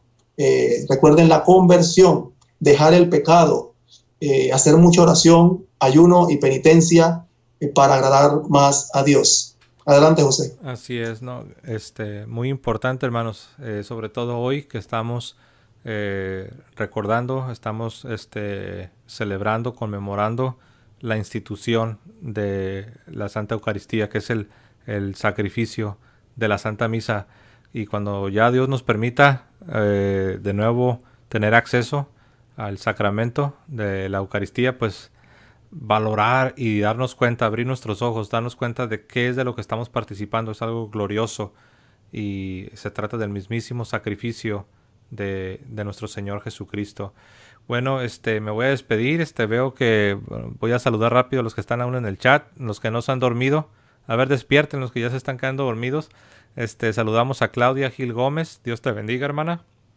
Lourdes Dazo, Dios te bendiga. Juliana Holguín, Dios te bendiga. Tenemos aquí a Testigo, Dios te bendiga. María B, Dios te bendiga. Todos los que nos están acompañando, gracias por estar con nosotros. Gracias por su apoyo. El hecho de estar sintonizando este canal, ya nos están apoyando. Gracias. Les pedimos de sus oraciones, tanto por mí y mi familia, como por Eric y su familia. Quiero darle gracias a la familia de Eric Barba, que nos lo prestan y le ayudan para que pueda él participar en el programa. Gracias a la señora esposa de Eric y también gracias a sus hijos que ellos también contribuyen, esperando pacientemente a su papá, a papi, ¿no? Que regrese con ellos. Bueno, pues todos ustedes, hermanos, les mandamos un abrazo. Que Dios me los bendiga. Y como siempre, que viva Cristo Rey. No olviden darle like. Los que no se han suscrito al canal, suscríbanse al canal. Ahí lo tienen en pantalla. Suscríbanse, hagan clic en la campanilla, escojan todas las notificaciones o todos los avisos. Y dejen sus comentarios. Dios me los bendiga. Y bueno, dicen que el que mucho se despide, pocas ganas tiene de irse, ¿verdad? Dios los bendiga. Hasta luego, hermano Eric. Gracias. Dios te bendiga. Un abrazo hasta Panamá. Un abrazo, hasta pronto. Dios te bendiga. Amén.